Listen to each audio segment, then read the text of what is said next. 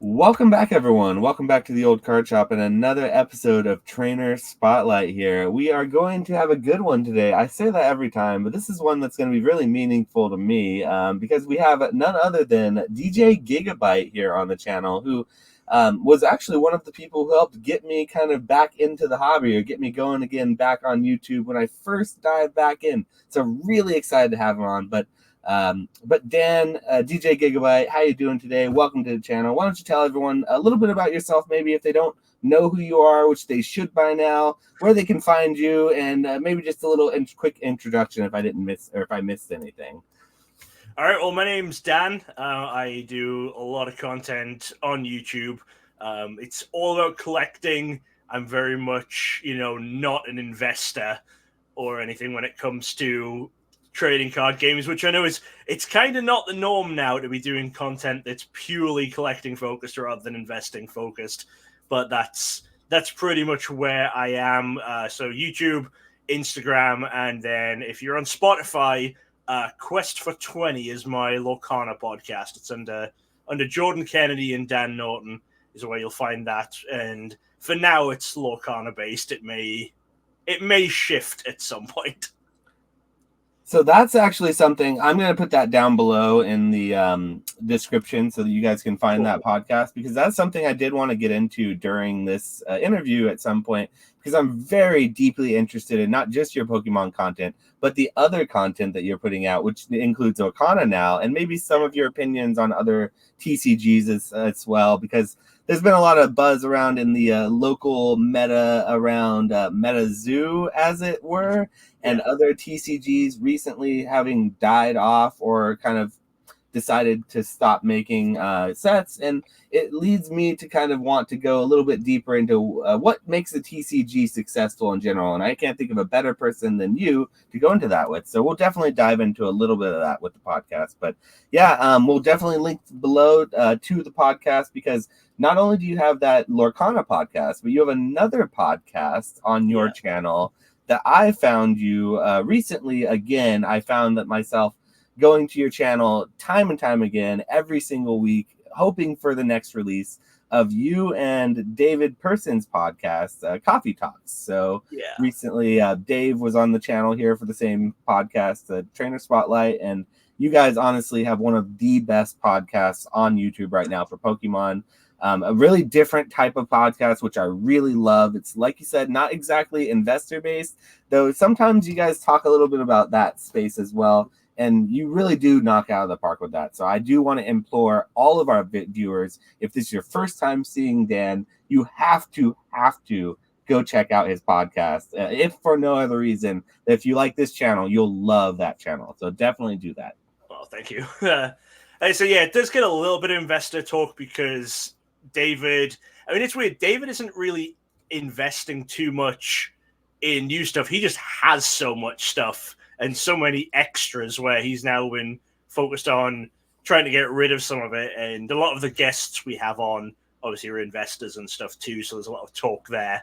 But yeah, we try and hit a lot of it, but mainly collecting, talking about weird, rarer cards that are coming out, and mainly stuff we're trying to fill in David's collection. So that's the biggest ongoing series that I have on the channel right now.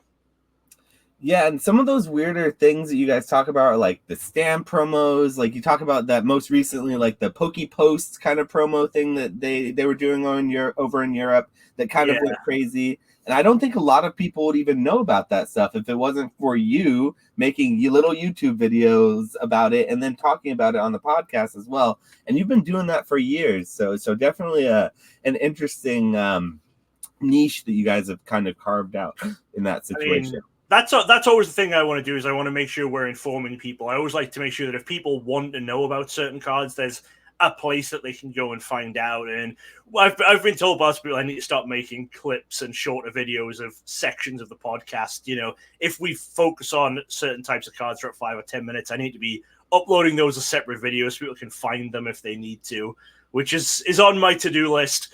But we just try and make sure that the information is out there, especially because with a lot of weird niche cards, there's so much misinformation out there.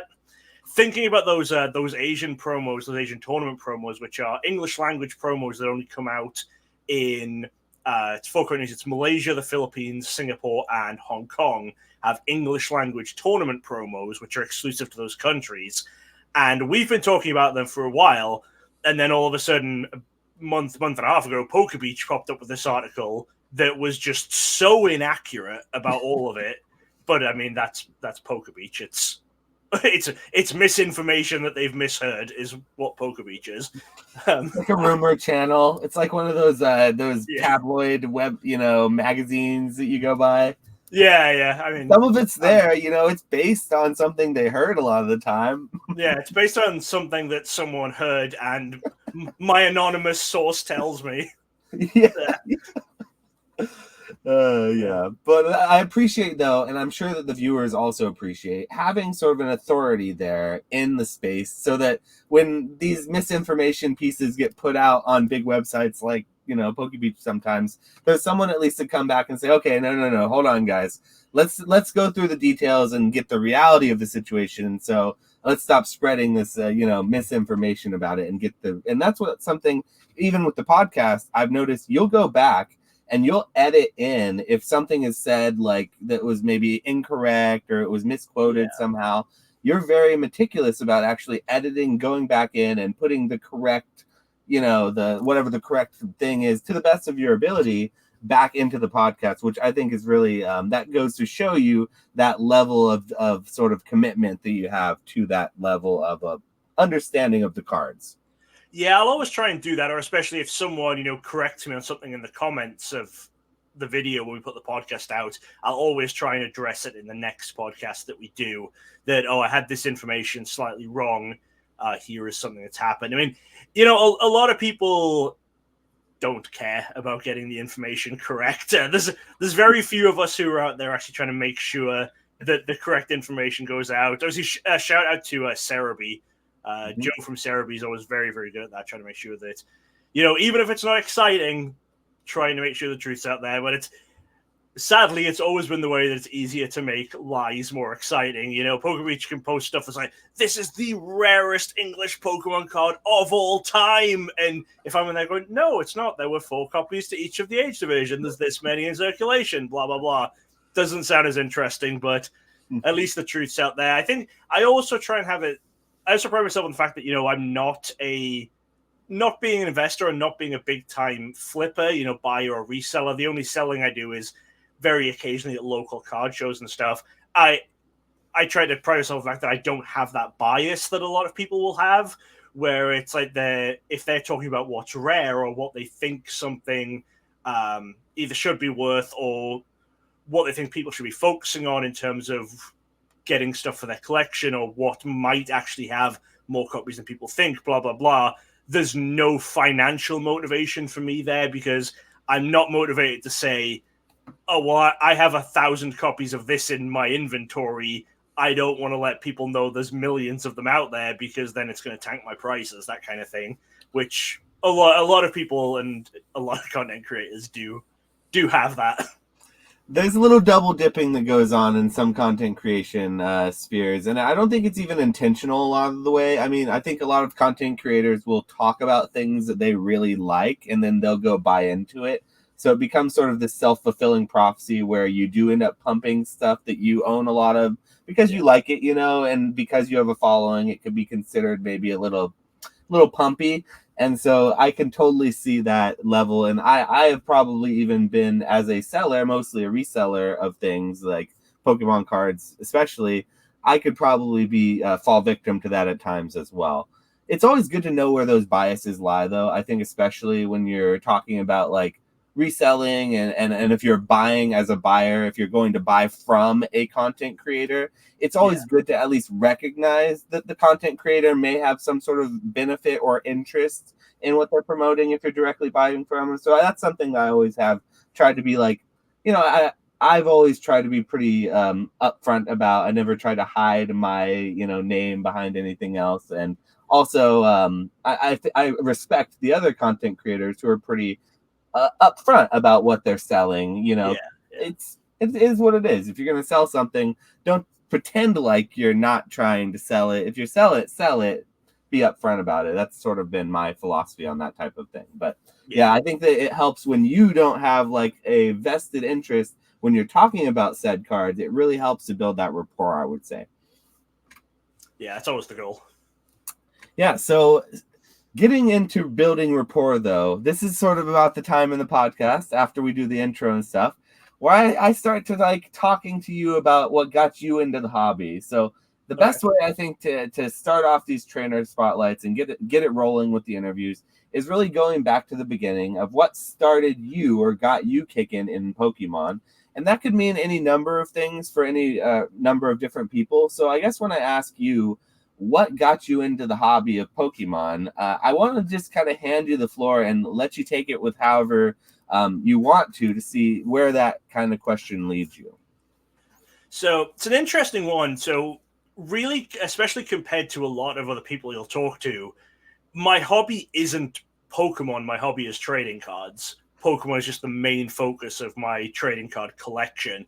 Since I have moved over here and gotten married to my wife and everything, who is way more into Pokemon as the franchise as a whole, I've expanded and gotten interested more in that.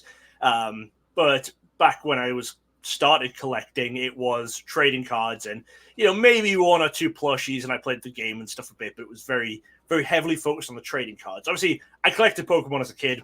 Everyone my age collected Pokemon as a kid to some extent, but I was very much only in it for the original generation. I think I stopped having interest in the cards even before the Gym series, so it was the very, very early sets, and then my brother carried on a little bit up to, I think he stopped just before Neo.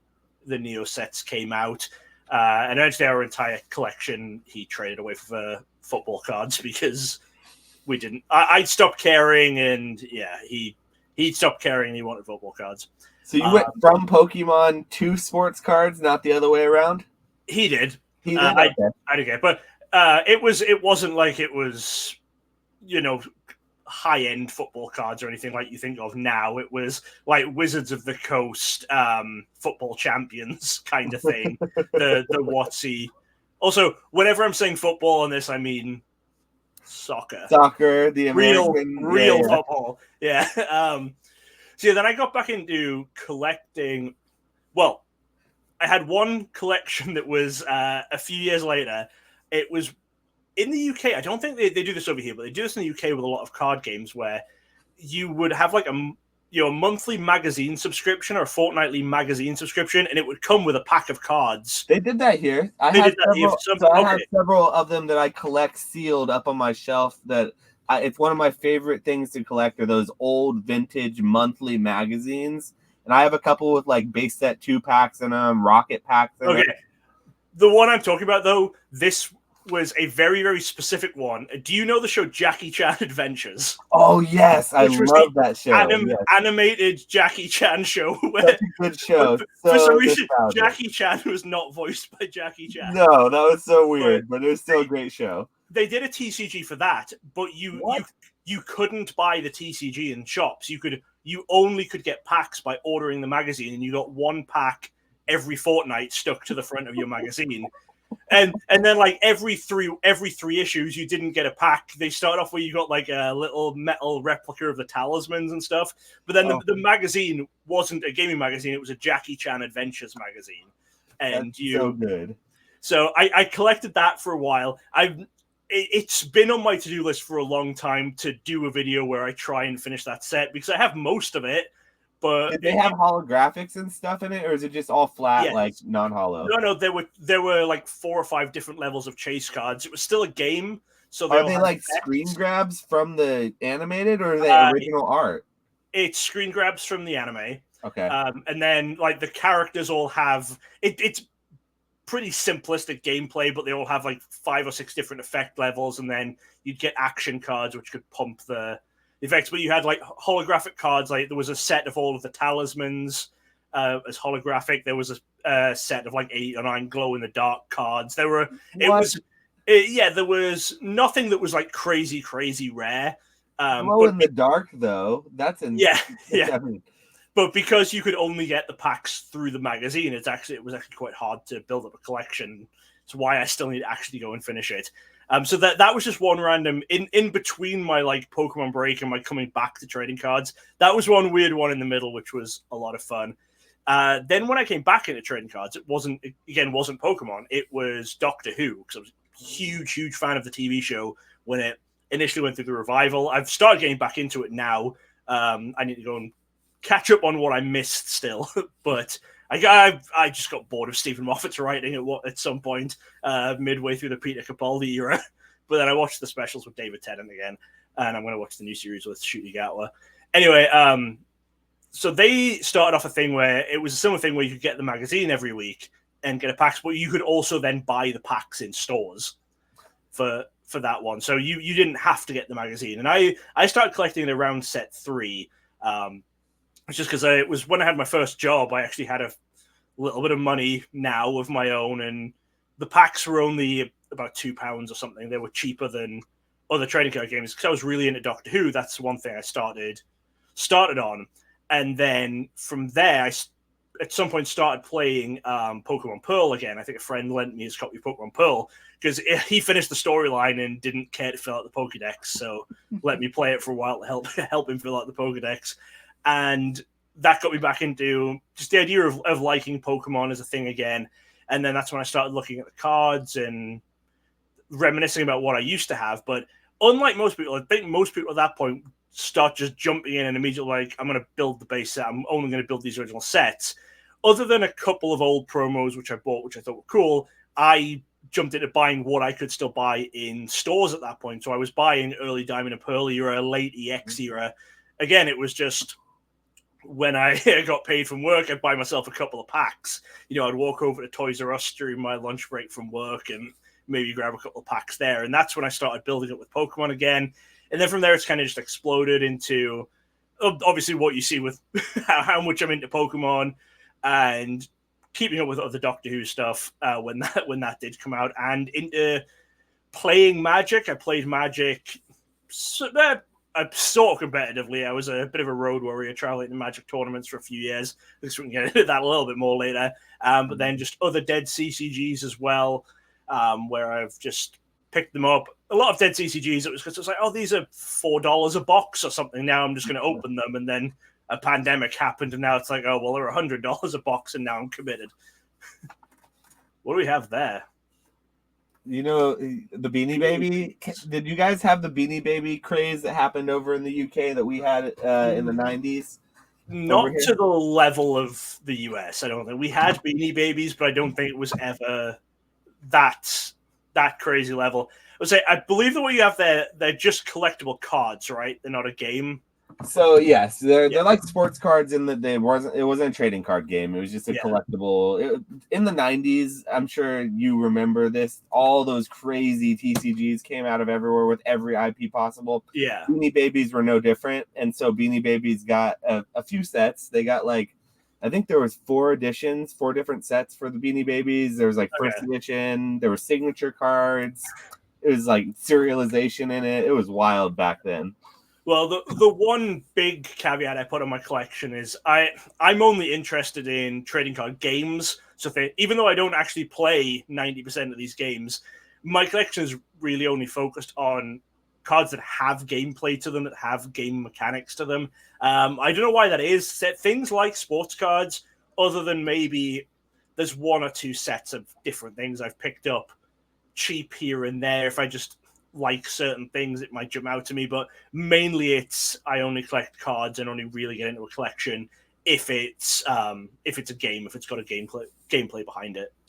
It may be something to do with the fact of it's similar to why I think I actually value trading card games as well, is that something about them that makes them more than just collectible. It makes them retain value to me. Even if it's not something that I personally am going to pick up and play, knowing that it could be played, that there's something behind it, that there's mechanics, that it has some utility more than just a piece of cardboard, has entertainment value more than just looking at it in a piece of plastic if you were to grade it.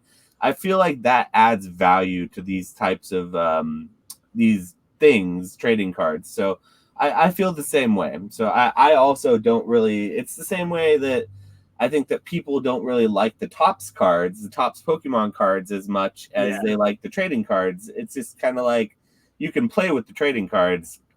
You can't really play with the Topps cards. And even if people aren't playing with them, the ability to do so, it kind of adds that layer. Like if I had a broken like Nintendo 64 on the shelf and I knew it was broken, it wouldn't mean as much to me, even if I never played the damn thing. But if I had an N64 that's sitting there, even if I never played it, knowing it worked and I could turn it on and play it like I used to, just knowing that was there adds value. And I think similar could be said for like the trading card games versus collectible, only games maybe. So yeah. You mentioned Topps cards. I can't hate on them too much because Topps cards once ended up paying for a trip to Worlds for us just on a whim. There was a time, I think this must have been about 10, 15 years ago, my wife said she was at a store and they had some Topps Chrome packs of Series 1 and Series 2. And she picked them up because they were less than $1 a pack. And she never did anything with them because it was like, yeah, they're Topps Chrome cards, whatever. Like, I'm not gonna go through them or open them. And I'd said, is that all the Chrome ones? It's all no, it's even worse than that. This is series you know how the TV animation had like 5 different prints? Okay, yeah. I don't like the Chrome cards. I actually like the TV animation with the weird prints from the different, so this is even worse than that. It's a really niche Topps collection that's probably worth absolutely nothing, but it's a one-of-a-kind collection. Well, we never even opened them because at some point she gave them to me. She was like, I've had these for the longest time. Do you want to do a video on them? I was like, I'll put them on my... I've like shelves over here of just sealed product and stuff. I was like, they'll go on there. Maybe I'll do a video at some point. And then for some reason, Chrome at one point just exploded. And it's like, oh, okay, these packs that we bought for $1 are now $900 a piece. So let's just get rid of those and we'll go to Worlds. Well, that was smart. Like, you did exactly what I would have done in that situation. I didn't open any of that stuff either. Those are all things from collections that have kind of been put together and purchased. And I can't sell them for what they're actually worth, which is 30 to 40 cents each, because I value them more than that. Right. So I end up keeping them in a binder, and they're just kind of cool to have. So I hear you on the top stuff, but I've never been able to pay for a trip per se on it, but I've definitely graded out some top stuff and had some pretty good like PSA 10 sales on Topps cards that I got for less than like $30 kind of thing. Yeah, I mean, we've just hugely benefited by being in this so long, where there was stuff where we didn't buy stuff for investment or to resell, just stuff went up so much in value. There was another thing about a year ago, I think it was. My wife has a box she just said it was a Evolution box because she likes EVs and Evolutions. Oh, this is just my extras.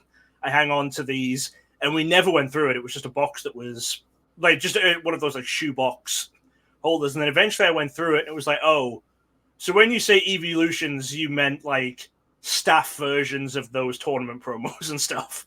Ooh.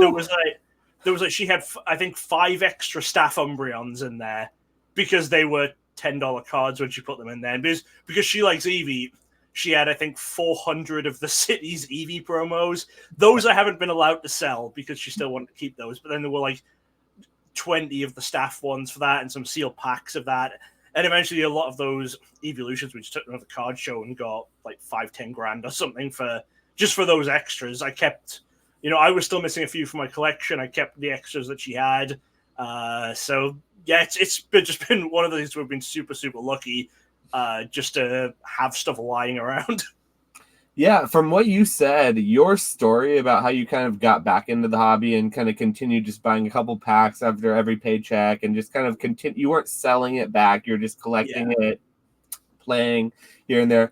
I feel like your story is like the everyman's story for how I believe the majority of the hobby probably interacts with this space. I don't think the majority of people are doing Pokemon like I do Pokemon, where I'm buying and selling it constantly. I've never believed that. I don't believe that even a small percentage of the hobby is doing that. I believe even a small percentage of the people who watch my channel are even doing that.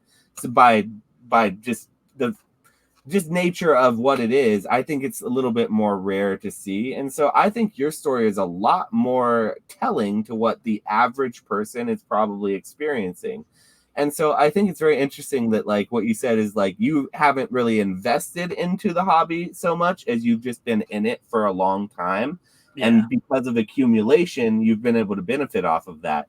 But I do think that there's some benefit to that. And I think there's something to be said with that type of mentality, because I think a lot of people are really benefiting off of Pokemon because they had that exact mentality. And I think it's just kind of cool to see that come full circle.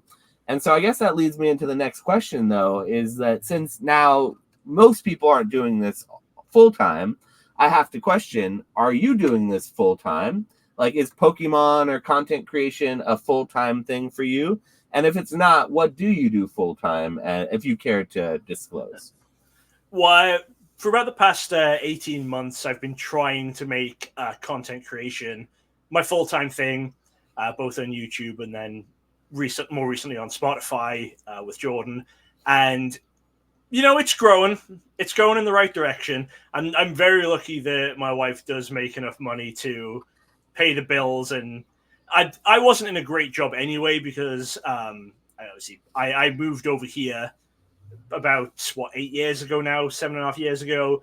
So I didn't have like a big career that I was abandoning to do this. It was minimum wage jobs that I was dropping out of to try and do this. And I was lucky enough that my wife makes enough money to at least pay the bills and keep us alive and get us to Worlds and whatnot each year. So that is the goal, is to keep going with this, try and make this a thing where I'm actually making some money out of it. That's I've gotten a lot closer to that with David's help. David's obviously said last time I visited him, he said, Dan, we need to try and boost this up, and the views and then subscribers and numbers have always been going way up since I started Coffee Talks. And I did say to David asked about other videos on my channel. I said, yeah, it's had the knock-on effect. Most people obviously still watching the Coffee Talks, but it is bringing up the numbers on my other videos. Like if Coffee Talks is now hitting like 500 or 1,000 views, my random opening video was hitting a few hundred rather than just 100 or whatever. So it's been good, and that is, fingers crossed, it starts bringing in some actual money soon. Otherwise, I think my wife will make me get a job again. Yeah, I mean, it's one of those things that with podcasting on YouTube, I'm also a podcaster, so I'm a little biased with this, obviously, but it's a slow grow. It's a slow burn, because long form content is one of those things. It's never going to be like short form clickbaity content where it's like under 5 minutes and just in your face and really quick cuts and excitement. It's going to be a little bit more of something that has to grow organically, typically speaking. So you can't really force people into it, but it does have a lot more viewership. Like you get tons more watch time, and it has a lot of benefits for it compared to some of that short form content that I think that, what you're doing, I'm seeing you kind of interchangeably, you work in the short form with the long form. That'll really help benefit your channel. So if you do start doing those shorts, like the reels and shorts, and also integrating the whole thing in, I'm sure that you'll continue to see added growth.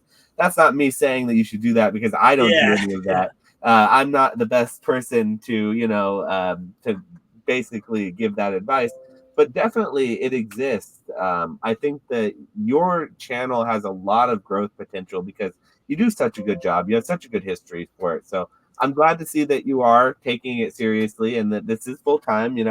I wasn't actually aware whether or not it was. I thought it was before I asked the question, but I wasn't entirely sure. And I hope that it works out for you continuing to. Shout out to the sugar mamas out there as well. It helps. Definitely, I love my fiance. She helps us out as well. I wouldn't be able to do this alone. So it definitely helps to be able to have that whole situation, So I'm glad that it's been working out for you. You did say something, though, in that comment about you had just kind of moved over here maybe 8 years ago or so. And I wasn't sort of really aware of when you sort of crossed the pond. So would you care to tell the story about what brought you over, or was it Pokemon related, or what ended up making you decide to make the leap and actually come over here to America?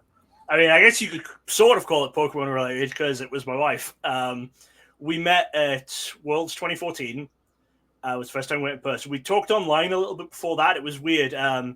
So I think it was around late 2012 we started chatting online a little bit, and then she was going to be going to Worlds 2013 in Vancouver. Okay. And we'd briefly mentioned about like, oh, let's meet up and hang out. Like, just as friends, we weren't. There was no concept of that we'd ever even get in a relationship or anything like that. Where was she from at the time? Was she in the States? Yes, she was. She was already living in Ohio at that point. Okay, and it was going to be in Vancouver, and you were in the UK. Yeah. And you both were like, okay, we need to make this. We need to go into Vancouver Worlds this year. I love it. I mean, okay, it wasn't exactly even like that. It's I had already been to the previous three Worlds. I'd been to. Okay. I started going in 2010, so I've been to Hawaii, then San Diego, then Hawaii. And this wasn't kind of we know each other well, we should meet up kind of thing. It was just we really just talked about collecting. It was she would sometimes ask me questions about variants and cards or whatever at that time. And so it was more just, if we're both going to be in this same place at once, let's say hi. And then she ended up not going to Vancouver. I went out to Vancouver. And then we, I guess, kind of didn't really chat for most of the year after that. We just, and it wasn't like we'd been chatting a lot, it was just we had occasional questions and stuff for each other. And then Worlds 2014, I'm in like the free play room. And at the time I was wearing my cap. The free play room. I'm sorry. The implications there. The place where you could go and play Pokemon all night long. I know. Before some people ruined it by treating it more like the other kind of free play room. Oh no! Oh, that was the thing. Oh gosh! There were people were. Yeah, you leave Pokemon players in a hotel room unsupervised, and they will destroy it. That's why we don't have free playrooms anymore at Worlds. Because they started off where you had them just 24 hours as long as the tournament was open, and then it went down to, okay, well, you've got them during the tournament hours, and then it went down to, oh, we can't trust any of you. You've lost your privileges, you dirty teenagers. So at the time I was wearing my cap that said DJGigabyte on it, and she just came over and was like, oh, hey, you're that guy I talked to online a while back. And I was like, oh, right, yeah, I remember chatting with you, and we talked a little bit that weekend. Like, she always gets on at me about it, because when the day we first met, she was like, oh, do you want to walk me to the subway? Because I have to get back to where I'm going. And I was like, oh, I've like set up this meeting with someone, and I'm about to go and like buy some stuff. Like, I just couldn't. And then we had there was someone that I sort of knew that she knew as well who was there, and he was like, "Oh, I'll walk you back." So I was like, "Okay, yeah, you're good. You go with him." But I was like, "Hey, I had to go buy some cards and stuff, Dan. Oh, Dan. But yeah, we started chatting quite a lot after that, and then it was she visited me, then I visited her throughout that year, and then we actually got engaged at Worlds 2015 the next year. And then I don't know if you know anything about getting that 90-day fiance visa. It is a long process. So I wasn't able to move over until like right before Worlds 2016. I'd only been over here for like a couple of weeks before we then traveled out to California together for Worlds 2016. Wow. So David always says this about me, that I don't judge points in my life based on the normal calendar like normal people. I base it on what Worlds I was at when things were happening.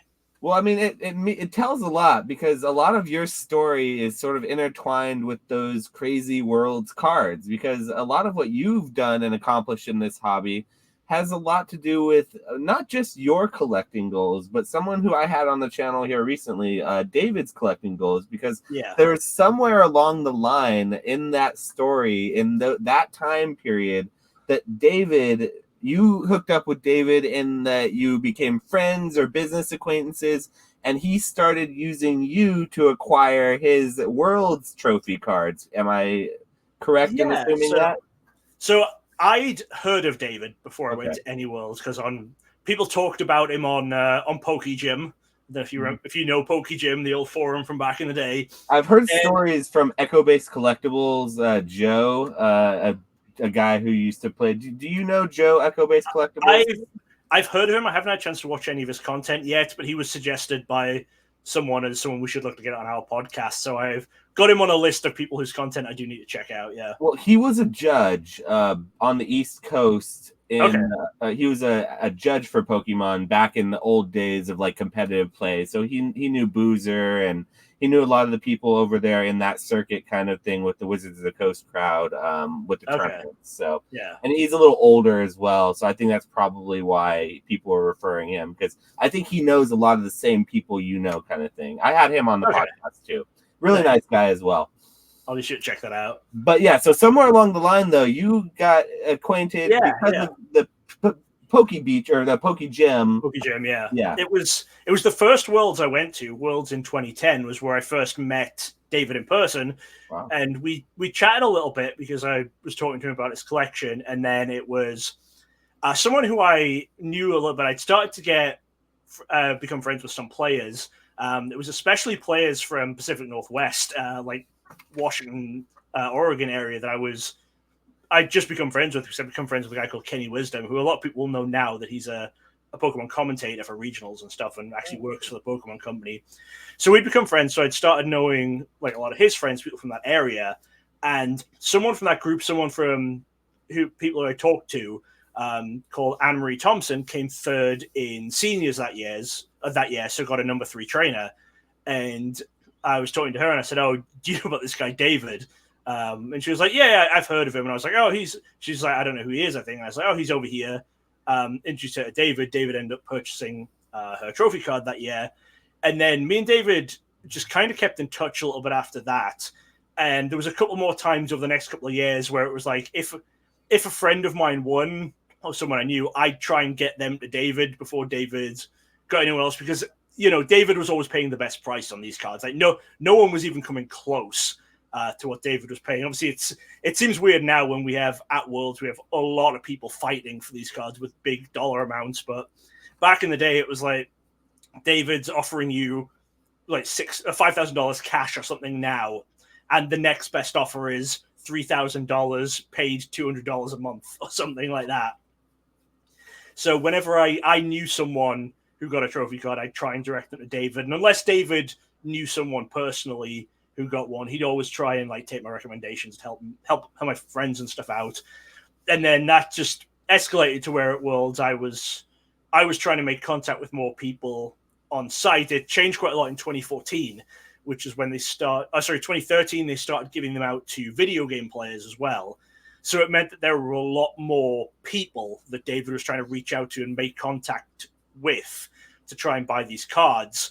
And having me there just helped a little bit, took some of the pressure off him. And then the last 2 years, he wasn't able to make it to Worlds, so it was pretty much all done through me. Anything that was done on site was done through me or through a guy we know called Ruben, who has helped us out the last couple of years, because Ruben is really close with a lot of video game players. Sorry. So whenever we were there, David was messaging with me in both London and Tokyo, and we were just going back and forth and trying to sort stuff. And I brought some cards back over for him from both of those places. I still have all of his trophy cards from last year. Oh my gosh! I have 5 of David's trophy cards, and then some Champion Stamp Professor cards and stuff, all just still in my safe. I'm taking them out to him next week. You better watch out with those trainer deck A and Bs then before you get those cards. You better watch it. Be careful. Yeah. Make sure he doesn't annoy me too much with his exactly. Yeah, he better really temper those questions down a little bit. Yeah. But yeah, through that, it's just led to us being friends, and obviously he's helped me out with stuff, and it was his idea for us to start doing we didn't initially pitch it as a podcast. He just said it was going to be like a video series where he would ask me questions about stuff he had questions on. And then it just evolved into, okay, well, let's call it a podcast. And then we started doing some sections and then started getting guests and stuff on. And as Pokemon has gone up in price throughout the year, obviously I'm priced out of a lot of Pokemon now, as I'm sure a lot of people are. Like any of the modern trophy cards that I don't already have, I'm completely priced out of. A lot of stuff like some first edition WotC I'm priced out of. Basically anything super rare. You know, I talked about those champion cards I helped David get. It's the kind of card where if I wanted one specific champion card, like the champion stamp card, I mean the world's ones are probably priced out of, but like Internet's ones or the Professor Cup ones, if I wanted one, I could figure it out. You know, I could get the money together to get one, but I can't get 7 a year or however many different ones they're putting out. So with that kind of thing, it's nice. From like, I enjoy seeing that a collection is still staying complete or as close to complete as we can get it. With David still building up that collection, I guess it's me living vicariously through him, and I enjoy the chase. I enjoy the chase of rare cards. You know, when it comes down to stuff like those Asian tournament promos we've been talking about, they're not selling for crazy amounts. You know, they're not selling for these like 6-figure amounts that the world's trophies or anything are selling for. But it's the chase, it's the reaching out, it's the making those contacts, which is a lot of fun. And just one of my favorite things to do in trading card collecting is that chase. And it ties in a bit to dead CCGs, why I like that kind of stuff, because it's like, you know, whenever you find these super rare cards, they're probably going to cost you $25-$30, but it's finding them, which is always the nice and interesting thing. Yeah, and it's always fun when you know something that's rare that nobody else knows, and you get to share that with someone when you get to show that collection off eventually. Like when you're showing off that binder, that kind of full collection, you're making the YouTube video about that crazy, you know, Jackie Chan Adventures set. When it's finally complete, there's maybe people along the way didn't appreciate it because it's like not known about. But then that comment that you get that's left that says, you know what? I didn't know that existed, but I feel better about the world knowing that it exists now, and I appreciate that. That gratification that comes from that sort of collecting is hard to quantify. Yeah. And so I guess that sort of explains the type of collector that you are, sort of without me having to ask too much. But one of the questions of this podcast I always like to get in is, so what type of collector that you see yourself as? And I guess it sort of begs the question is if you consider yourself more of a player, more of a collector at heart, more of an investor looking like for resale, or like how do you really interact? I mean, I know we got a little bit into that, but what is it about, I guess, and just to further more, because I already know the answer to this question, what is it about that aspect of finding that treasure hunting that really gets you about it, do you think? So I am definitely a completionist, is where I was. That's the kind of collector I am. Obviously, over the years, I've kind of tempted down what I consider to be complete for my collection. Obviously, I know I'm not going to be filling out master sets for a lot of these sets because, you know, champion stamp cards and stuff are part of sets. They're set variants. So I'll say, like, okay, to me, complete would include, like, a player and a staff version of a card, not necessarily a top 8 of champion. And I'll say, okay, to me, that's when my collection is complete. You know, it's not a master set, it's not a complete everything, but it's my complete collection. That's where I want to be. And, you know, I'm still working towards that on most sets. Sets are all a bit here and there done. And dead CCGs, generally, I want to be 100% complete if I'm collecting a dead CCG. Normally, I won't jump into a dead CCG if it's not something where I can say, okay, long term, I can be 100% complete with this game. Even if it's not easy, even if it's not soon, I want to be 100% complete with it eventually. And there are no cards where it's not making it impossible to do that, you know. And I guess for Magic, I was a player. So Magic, my collection was totally different. I guess I can go into that in a bit more detail in a moment. But the chasing the rare cards, it is just a sense of accomplishment. It's a sense of like, okay, we're chasing these things, and it's like every time we get another one off the checklist, it's like, great, we did it. We've achieved another goal. What's next? And we have a lot of different lines and stuff going out all over the place, communicating with people. Like, we just bought some cards from Singapore earlier this week for David's stuff. I'm getting a shipment of those over. And then at Worlds, I randomly met a guy from Malaysia who's been helping us try and get some Malaysian stuff. And it is just that thing of like, it's really cool to make those connections and to be able to to achieve that, and when you look at David's collection, when we lay it out, because, you know, like I say, with David's collection, David's is the one where we're hitting those kind of goals, you know, for Pokemon at least. When you lay it out, and it's like, oh, like it's not just we got them all. It's that one we got from this person. We had to do this, and it just adds stories to the different cards that you're getting. Like David's 2022 number one trainer, we talked about on the podcast, because he was like, oh, this was a card that was printed in the US. It was shipped to the UK for the tournament. It was won by someone in Spain. And then Ruben picked it up from Spain for David, took it back to Portugal where he lives. He brought it over to Canada. He gave it to me. I picked it up from Ruben in Canada because we were both at a tournament in Toronto. I brought it back to Ohio. I then had to fly it back over to Las Vegas for David, and it ended up like a 2-hour drive from the Pokemon headquarters, where it just bounced around all over the world. And it's just really cool with that kind of story. And most of the time, with the majority of David's trophy cards, we know what winner they originally came from, so we can trace it back and say, oh yeah, we spoke to this person, we bought from them, they helped us out with this. It's always a really, really cool experience.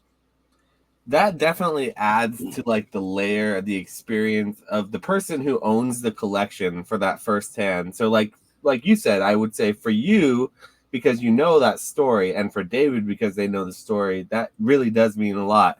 I wonder if the person who ends up with that collection eventually, that is going to mean anything, if it's going to mean more or less, or if it's going to be a complete non sort of thing with the story. And I guess it does also lead me to beg the question of, since the real completionist part of you gets that satisfaction from it, and I mean, you can correct me if I'm wrong, but it doesn't seem like you're like a trust fund baby or anything like that. And you know, you still have to work for money and sort of do the normal. How do you sort of stop yourself from wanting to look at some of your collection that you've already completed, things that maybe wouldn't complete altogether that you've sort of decided aren't going to be completed? And how do you not like let that go or sell into these crazy booms when you see them? Because I'm sure, just like you, like anyone else who's been in this hobby for a long time, you probably are not completely unawares of these crazy market cycles that go on in the booms and busts, and somehow through it you've ended up holding on to that, and you haven't sold, it seems like, a lot of that off. So I'm just curious how that where the thought process, or how you're able to hold on to that is, because it's pretty impressive, honestly. I mean, it's got to be some level of mental illness, isn't it? You know, it's some sort of obsession. It's some sort of it's an addiction, really.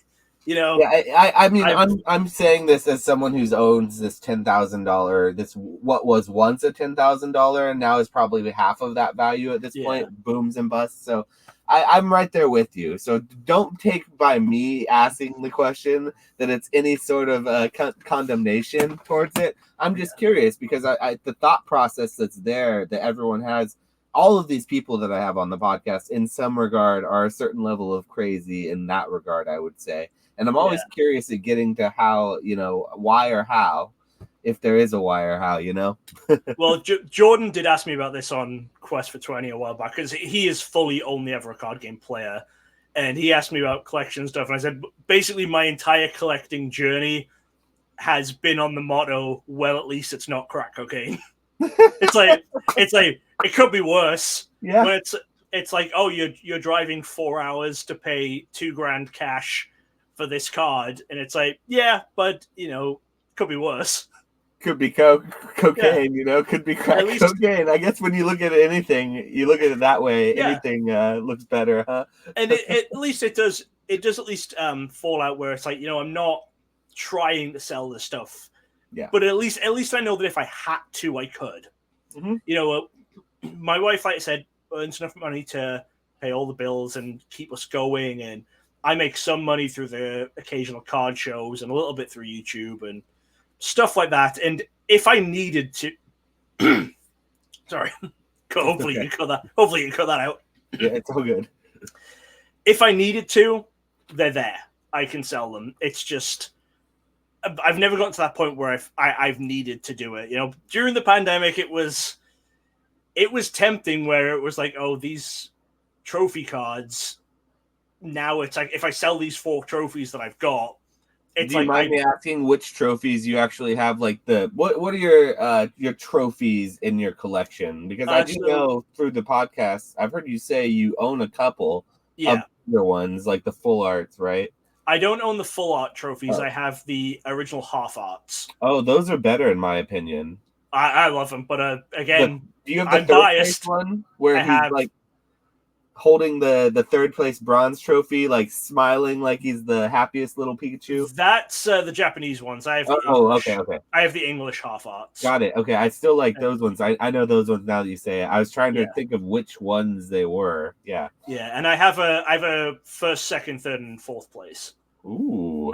So yeah, set. So that's like your complete set. So I'm in your head, you could probably justify not needing all of the rest of the years because you have 1 through 4, maybe. Yeah, I mean they're from different years, but they're all the half arts, and if they were still the prices that they were in 2013, 2012 when I was buying those cards, I would probably try to go for a set of the full arts, and then be trying to go for a set of this new style of full art that started last year. But obviously they're way out of the price range now. But I'd never obviously try and go for what David's doing, where it's every single year. I'm happy with just that. But yeah, during the pandemic, it got to the point where it's like, yeah, if I sell those 4 cards, it's like our mortgage is paid off, our car's paid off, our solar panel's paid off, everything's paid off.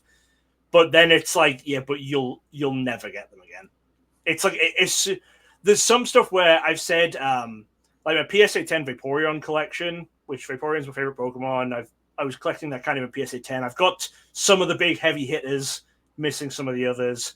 But I've got like first edition Jungle Hollow and No Symbol Jungle Hollow are the 2 big ones that I have. I love the No Symbol Jungle Hollows. Those are my favorite errors in the entire Pokemon. And it just got to the point where I kind of wish during, like, at the height of the boom, I'd sold those. But hindsight's 2020. You know what they say? It's like, I mean, obviously they're still worth way more than what I paid for them. But those I think even the first edition one during the first boom was going for like 15,000-20,000 or something crazy, and then the No Symbol one was right up there with it as well. And now they've dropped down to about half of that. But I do feel if I'd sold those, I wouldn't be trying to get them again. But because so little of my collection is graded, and I was just doing that because it's like, oh, it's my favorite Pokemon, it'll be cool to pick up a few PSA 10s. I kind of regret not selling those, because it's like I can get the card again. It is where it's like if I sold the trophies, I can never get that card again. Mm-hmm. Whereas if I sold the Vaporeons, it's like, okay, I could get PSA 9s, or I could get binder raw copies. But yeah, it was just decided to the fact that I'd never get them again was what got me to hold on to those trophies during the price booms, because it would have been a huge amount of profit. But yeah, I'd rather have the cards. That's the thing about collecting, is that most people who collect, I think, wouldn't tell you that they do it because they wanted profit out of it. So just taking profit on something that you would just want to go rebuy again at a higher price seems sort of erroneous to a collector.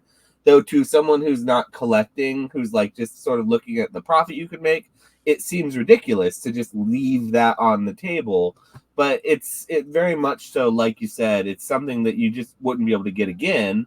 And so you're much less inclined to want to sell. So like if I sold my booster box, I certainly am not going to get it for $3,000 again.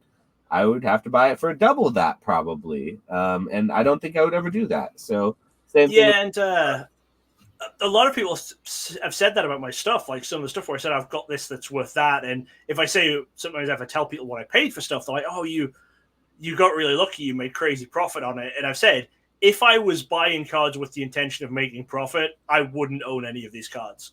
You would have sold them a long time ago. Yeah.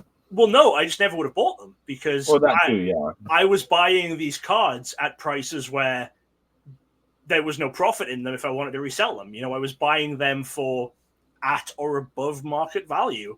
I mean, one of the big things is my set of stamped Worlds 2010 top 32 through finalist. I have the run of that, and I paid $600 for the full run, and now I think the finalist alone is into the multiple thousands. But people were saying, "Oh, but you must have been shrewd to buy that at that price, to get this major profit." It's like, no. If I was thinking anything about profit or ever thinking of reselling, there's no way I would have paid $600 for those cards when I did in like 2015, because realistically, $600 was, I'm desperately trying to get these cards. Like, actual market value, no one else was even offering close to that. That's just what it took for the seller to sell them, for the winner to sell them to me. I don't think anyone else was wanting to buy them for anything close to that. So if I was trying to buy to profit, I just never buy the cards. All 4 of my trophy cards, I never buy at the price I buy if I'm thinking about profit, because we didn't know. We didn't think that there's no way we could have expected, first of all, the 2016 Pokemon Go boom, or then the pandemic boom. It's just what it is. And the people who say, a lot of people say to me like, "Oh, I'd sell that card at 100 grand or whatever." I've been offered about 100 grand for my number 1 trainer. It's like, yeah, you'd sell it at 100 grand, but you'd have also sold it at 70 grand. You'd have sold it at 30 grand. You'd have sold it at 10 grand. You wouldn't have bought it for 4 grand in the first place. So. Yep. Ding, ding, ding, ding, ding. There's the winner. It's like those same people.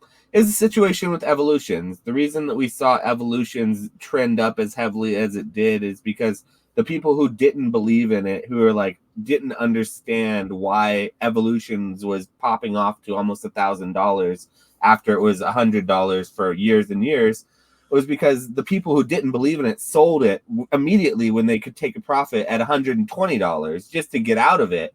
Then those people bought it at $120 and they believed it, but then when it doubled in price, they got out of it because they thought they were geniuses for doubling their money immediately. So like all along the line, there are people who could have and would have sold, except for the person who didn't. And that's why it holds at a certain price where it does, even if things don't make as much sense to people in their heads. So I 100% agree with that sentiment that like, it's just a different mindset that you had. And it's like, it's easy to look back and have hindsight about something, years later down the road when you're successful with it. But at the time, there's probably a chance that you weren't bragging about that. You probably went and made that $600 purchase, and you most likely felt a little bit of like guilt or shame about that with your other friends. Because I know I felt guilt or shame when I purchased this box. I wasn't going and telling my friends that I dumped my entire Christmas bonus and then some of my savings on a freaking Magic the Gathering box back in like 2018. Like, no, that's not something. So you have to be a little crazy, I think. And it isn't like at the time.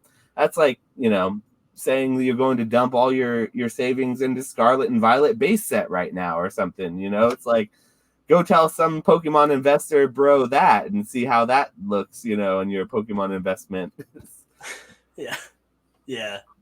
So yeah, I think that you make some great points with that. And it just speaks as to the type of collector that that you are, and that I think the people that we see on this podcast kind of are. That being said, though, do you have like a favorite Pokemon generation or a favorite like set in general? Or do you just love it all? Or what would you say? I really just love it all. I guess there's some pretty cool sets. I think I have a huge nostalgia towards the Diamond and Pearl and Heart Gold Soul Silver era, because that's what was active when I got back into it. And HCSS is just a really, really gorgeous looking era with those nice, gold and silver borders. They're really weird looking. I always thought when I was younger they were faded, like from sun fading a little bit. And it's the idea of it's supposed to be gold and silver together on the border. And once you kind of get that, I think it looks really sweet. I think they're really cool. A lot of the artwork in that generation is really, really cool too. I like that across the few sets. If a Pokemon evolves using an item, then the item is in the artwork of the evolved Pokemon. So for like the Vaporeon, Jolteon, Flareon, there's the stones are in the artwork. The Slow King's got the King's Rock sitting there next to him. I think it's really, really great era. And the fact that it was only 4 or 5 sets, depending if you count Call of Legends or not. It's a It's very Do you nice. not count the Small, platinum era as or I guess the I guess diamond and I count pearl. that as diamond and pearl. Okay, yeah. And that Heart Gold Soul Silver, you would say, is a little separate from the Diamond and Pearl era because it's such a short era. I always sort of clump them together, but you're right, it is different, I guess. Yeah, I base it on when they start renumbering the Black Star promos. Oh, that's true. Which I guess that's when you're right. In Japan, they restarted the numbering system for platinum, but over the rest. So yeah, in Japan you have DPP, which is Diamond and Pearl, and then DPTP, which is Diamond, which is the Platinum era. They restarted the Black Star promo numbering for Platinum, but over here they just kept Diamond and Pearl. The Black Star promos kept going through to the end of Arceus, and then they restarted again for Heart Gold, Soul Silver, and then it was very, very short. So it was only like just over a year was the whole run of the Heart Gold, Soul Silver era, which is one thing I like about it. Just very nice little era. But when you think about it, it's almost as if they had started another era when Fire Red, Leaf Green came out, and it would have just been a few more sets. But obviously they didn't do that because that was just the one set, which was again very popular. But it is just in the middle of another era like Emerald and Fire Red, Leaf Green are. But I love that Heart Gold, Soul Silver got its own, and it got the legend cards. Yes, I like that there's stuff like that, the legends and even the primes. There's just not that many of them overall. I think gives it that nice extra bit of collectability and stuff. When there's not that many of them to get overall. When you compare it to stuff like now, where as much as I love these alt arts and stuff, there's just so many of them, and then I've made my feelings clear on Rainbow Rares a lot since 2016.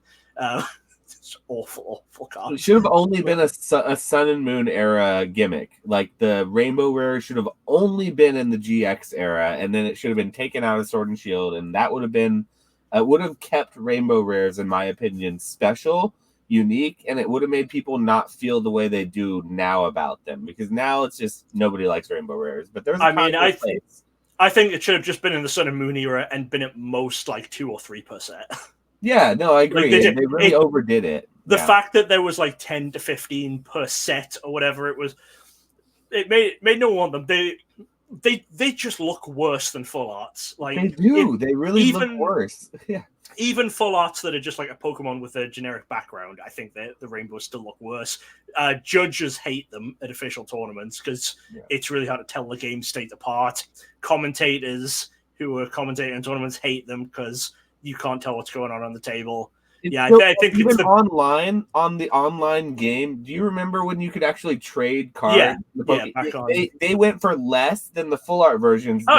Value just because the players online didn't want them, even though they're rarer. Yeah. So I don't think the Rainbow Rares were really. I mean, there were valuable ones for sure, but they didn't ever seem like they were a huge hit. And the minute that people got like another rarity that was of that level of rarity, but not Rainbow Rares, they jumped for it. And that was the alternate arts, basically. And so you see where that is now. Yeah, I mean, that's the worst thing about the middle of the Sword and Shield era to me, is that, like, Evolving Skies, the alt art Umbreon VMAX is the same rarity level as the Rainbow Rare. And the fact that you're opening those sets, and it just felt like every time you opened a rainbow, it's like, oh, this could have been an alt art. It's an oof, yes. Every time you get a rainbow, no one is ever happy. You are always just like, oh no. Yeah. It's horrible. Even in early Sword and Shield, at least it was like, okay, I got something at that rarity level, the rainbows are at that rarity level, whatever. But yeah, once they started introducing other much, much better stuff at the same rarity level, it just made Rainbow Rares feel even worse to open. I don't think anyone has ever said that they loved Rainbow Rares, so it'll be the day. That will be the day when I get someone who comes on this podcast and says, you know what, Josh, my favorite thing in the hobby are Rainbow Rares, and that's I'll tell you what. love. I definitely said in some of my videos that I thought Rainbow Rares looked awesome the first time I saw one. The first Rainbow Rare you ever open looks really cool. And then you open your second. Ghost Rares. They look cool at first, but it's really hard to see like what they it's are. like when you look at it, like, oh, this is a cool idea. Like, it looks really different. It looks sweet. And then you open your second one and go, oh, these are two different cards and I can't tell the difference. Like, once you realize that they all look the same, It's like, oh yeah, not liking these as much anymore. Yeah, and I think that I was just the Darkness Ablaze or Burning Shadows, the chase for that Charizard in the Sun and Moon era. That was what people were doing in the hobby at the time that I got back into it. It was really for me, it was a turnoff because I didn't really even like the card that much. So yeah, Rainbow Rares, they just didn't do it for me. So I was happy to see Sword and Shield block kind of move to a different tier of rarity with the alternate arts eventually. Yeah. It does seem weird that we haven't seen that level of rarity return since like the end of the Sword and Shield era. Do you find that you think that Pokemon's kind of holding something a little closer to the chest for later on in the series, like in the Scarlet and Violet block, or do you think we've seen what they've got and this is the level of rarity to expect, and we shouldn't be looking for a higher tier of rarity in this block anymore? I think we've hoped. I mean, I would say I hope that we're at where we're going to be at, because as a collector, I want it to be easier to complete sets because I don't care what my sets are worth. I just want to complete them.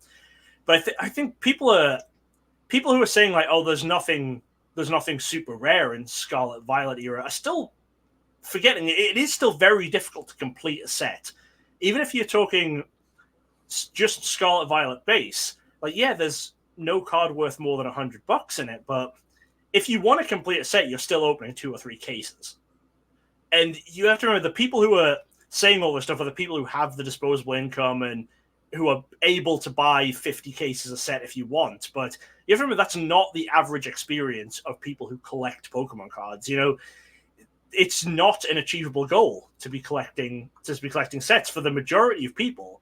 You know, it's definitely easier in Scarlet Violet than it was in Sword and Shield, but I know it's still a top percentage of people who can actually afford to do that. You know, you can't be expecting, you know, newer collectors or people on a much lower income to be collecting these sets in the same way that you could when you look, I think, pre-Sun and Moon. It was a lot easier to be completing these sets. You could complete, I think it was like Evolutions or Steam Siege or whatever. You could complete a set from a few boxes.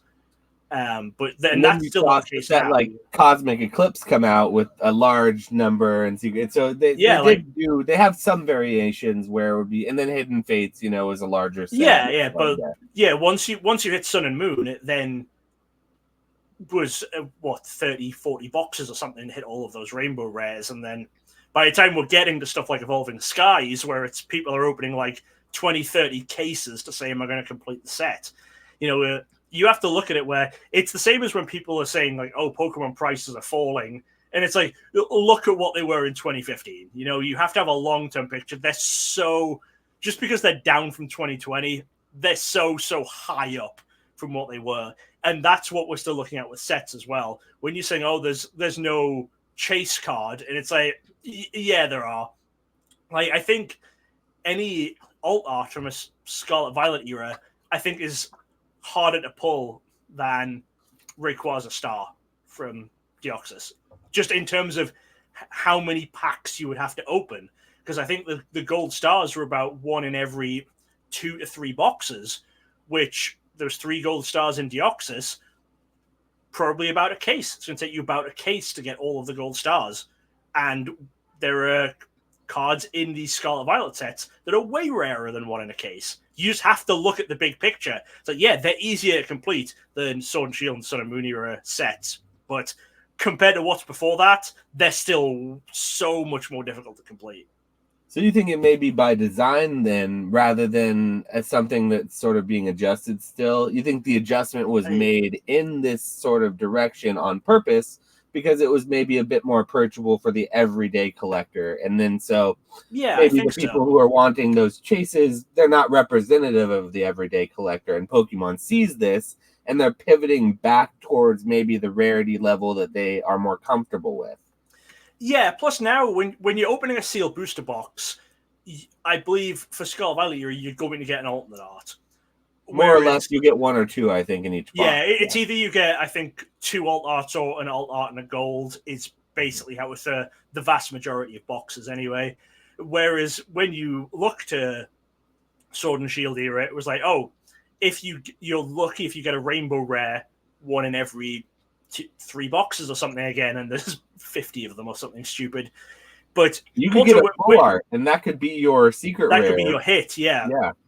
But as well, you think that now it means the fact that these are a bit easier to obtain, it's better for Pokemon because it means that more people are seeing these cards. Like if someone buys their very first booster box and they are going to hit one of these super cool alternate arts, that's probably going to bring them in a bit more, rather than if they, buy a box of Chilling Rain or Evolving Skies and they open a full art or something, or maybe 2 full arts, and they're just the generic background ones. They don't look great.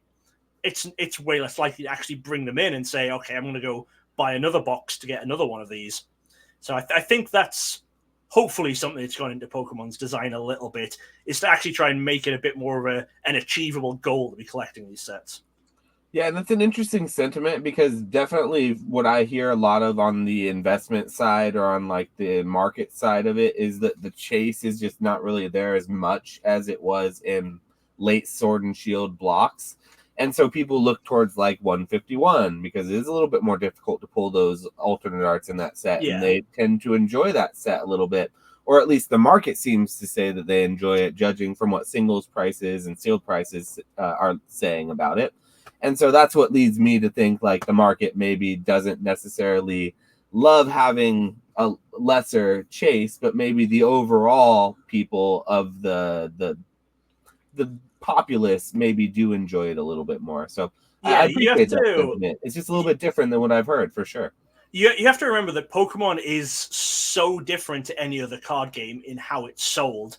Like when you look at something like Magic or Yu-Gi-Oh! Or One Piece or any of these new ones as well, the primary people who are purchasing them are people who are playing the game or people who are trying to collect.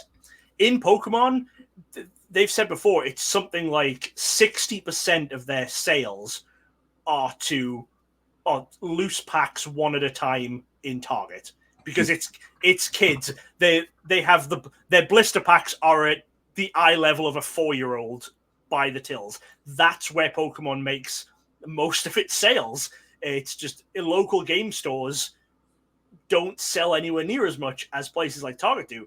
Obviously, when you think for Magic, Target, Walmart, they get Magic as well, but they're not selling the same volumes that the Pokemon are in these stores. I mean, you just have to look at the card display section and how much of it they commit to Pokemon to just show how much bigger Pokemon is for these big box stores.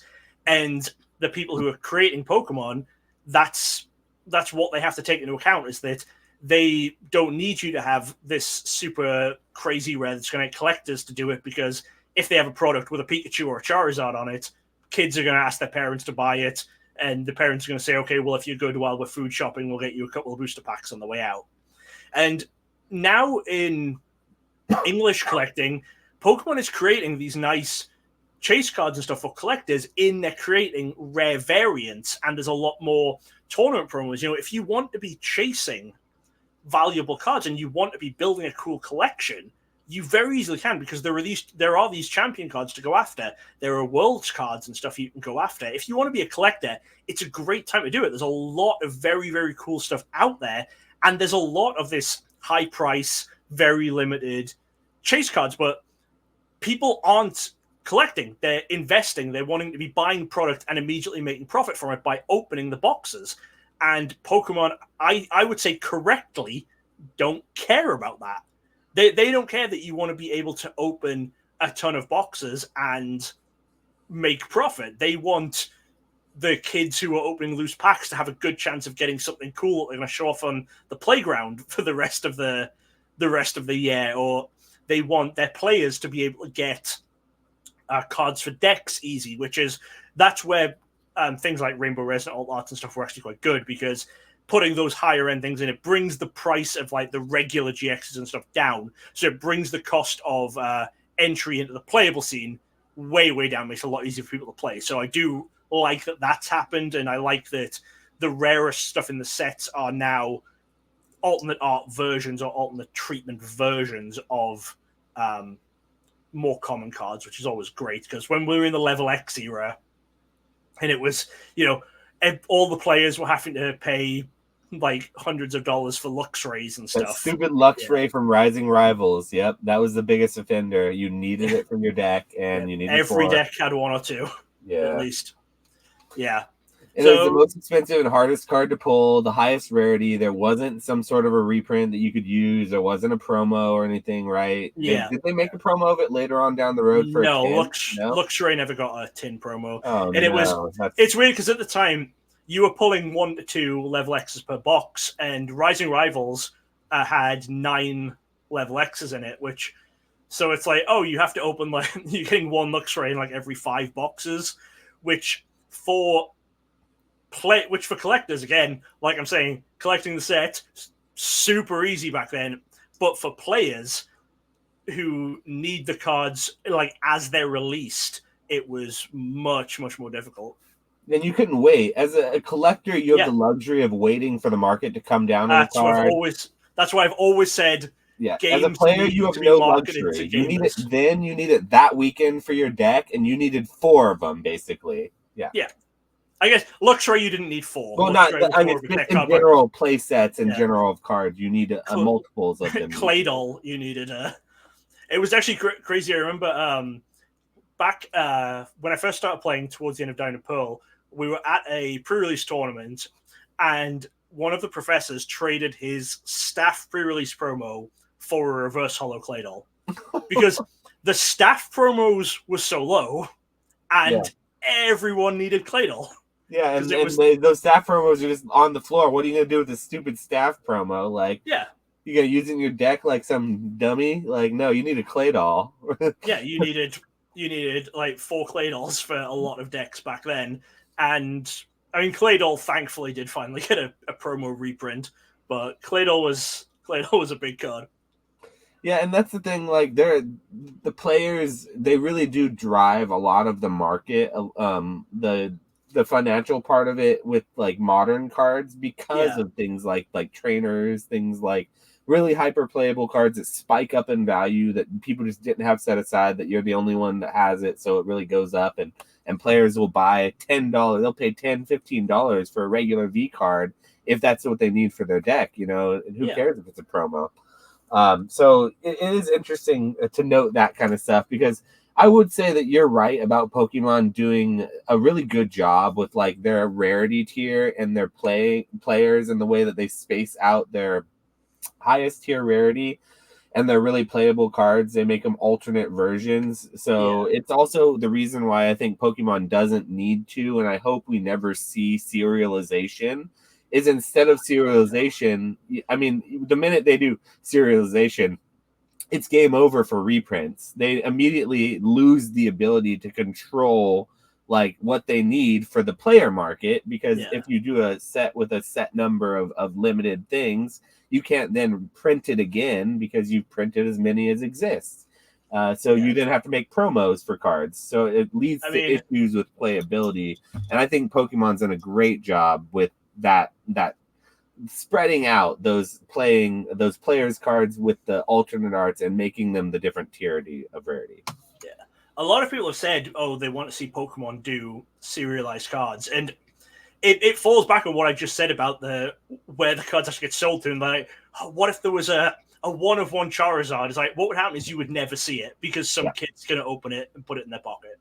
You know, Magic can get away with it, even though I don't really like that Magic's doing it. I don't like the direction that Magic's taking. I hated that personally. They make these higher priced collectors boosters, and no kid is randomly buying a pack of Magic. No. But they are buying random packs of Pokemon. If they did 1 of 100 Charizard, let's say, in a set, we're going to see 10 of them, maybe, based on how many are going to kids and how many are staying sealed.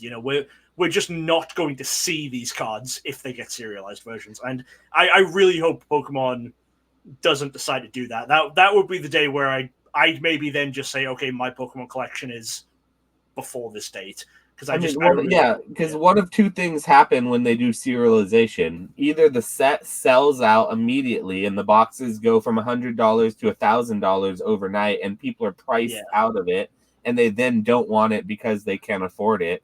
or that doesn't happen, and what you said happens, we just never see it. It doesn't really have the same hype, and then it doesn't really hold. But I think more likely than that, it would probably sell out. It would be a problem. Things would spike, and it would just be a big shit show. Excuse my French.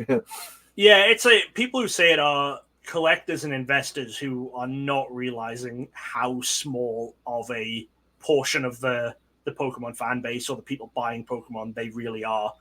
You know, people always think like, oh, their perception is skewed by, you know, the level that they're in. When like collectors and investors are like, oh, Pokemon is a collector's game. It's like, go to a regionals. No, it's not. Like, this is they're like, oh, well, we had CollectorCon, and it's like, go to a regionals and you'll see at CollectorCon you have a lot of people maybe buying old vintage stuff, but that's not what's selling Pokemon for them right now. And then even players like, oh no, there's so many players, and it's like, you're still so tiny compared to just the kids who will randomly buy some packs of Pokemon cards. It's not even close. Yeah, most of those kids don't even play the game. They literally just have the cards in their closet in some shoebox, and they end up, bringing it to my table at a local card show years down the road because they want to sell it and they don't know what it's worth, and so they bring the shoebox and put it on the table, and I end up giving them some lowball offer for it or something down the road. So that's the reality of most of those collections. Yeah, when you think when Magic did the 1-of-1 ring, there was no one opening a Lord of the Rings collector booster who didn't know that there was a possibility of that ring being in there. Mm-hmm. If they did a 1-of-1 Charizard, the vast majority of people opening packs wouldn't even know to be looking for it.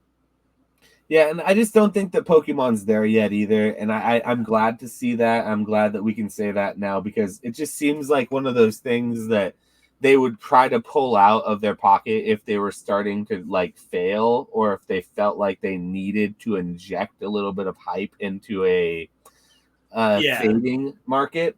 And so to me, it's strength seeing all these other TCGs sort of do it and sort of play their cards out, and Pokemon sort of not doing that and just kind of doing what they're doing and doing it well. It shows a lot of strength to me compared to other card games. Yeah, I will say, I believe at least Wizards of the Coast don't actually want to do it. It's just the foot of Hasbro on their neck, or every quarter has to be better than the last quarter. So, do you play a lot of Magic these days still, or is that something that you don't spend a lot of time on anymore? I really got out of playing Magic during the pandemic, because it was kind of just a step back. So I was really, really playing like a lot. I was going to like every PBDQ that I could until I qualified for the RPTQs, and I was traveling to Grand Prix and Star City Opens and stuff. And eventually it's when you are then forced to just stop that and sit back and take a look, and you're like, oh, what was I doing? Like, it was like I was driving 4 hours each way to play in some 30-person tournament in a different state to maybe win 4 or 5 booster packs just on the off chance I could qualify for this other tournament that I'd have to then go, and if I don't top 8 that one, I don't make the Pro Tour, and it forced me to step back. And I don't know how much I'm going to ever get back into competitive card gaming. I'm kind of enjoying playing Lorcana. That's why me and Jordan started that podcast. I feel Star Wars Unlimited might be the tipping point where it's like, okay, as well as collecting, I think I'm going to try and play this one, because I've played some demo games of that game, and that game is really, really good. What's it play like? What type of game would you compare it to? Trading card game? It's, I don't even know. So I guess it has some similarities it has a few similarities to Lorcana a little bit, but not hugely. So the way Star Wars Unlimited works is, I guess, in most card games, the mana style system is where it falls down. Obviously, in Lorcana, you have a thing where a lot of cards can be turned into ink. That's such a brilliant system. I think Lorcana did it so brilliantly, and it really... Yeah, I do like... That's one of the big things I like about Lorcana is the ink system, where you for can deck also building, it's great. Yeah. And you can tweak whether a card is inkable or not to help the power level. Yes. So with Star Wars Unlimited, it's you draw 7 cards, and you put 2 of them face down in your resources pile at the start. And then at the start of every turn, it's you So that for that first turn, you have to put 2 of them into your resource pile. At random, or you choose the 2? You choose. Okay. So you look at your 7 and you choose which 2 are going to go in your resources. Once they're in your resources, they're done. They're resources now. And then at the start of every turn, it's you. I think you draw up to 5 cards in hand, and then you can resource one of them if you want to. Normally, you want to until you're up to like 6 or 7. I think that's exactly how it works. I've just played some demo games. I'm trying to remember from packs. Okay. And then the way the turns work is it's not like I play my turn, you play your turn. It's like you decide who's going first, and then it's like I take an action, then you take an action, then I take an action, you take an action. And actions can be like playing cards or activating an ability. And then whoever runs out of actions first, there's an initiative marker. So if I don't want to do anything else, I say, okay, I'm taking the initiative now. And that means next turn, I'm taking the first action. And then if I take that, you can then do whatever actions you still want to do for that turn. But it means that I'm now going first next turn. And there's 2 different battlefields. Yeah, there's ground and space. Right. So the characters and ships fight each other. And then so there's a color system to it where it's sort of like with Commander, where in Magic you have your Commander and you have to match the colors.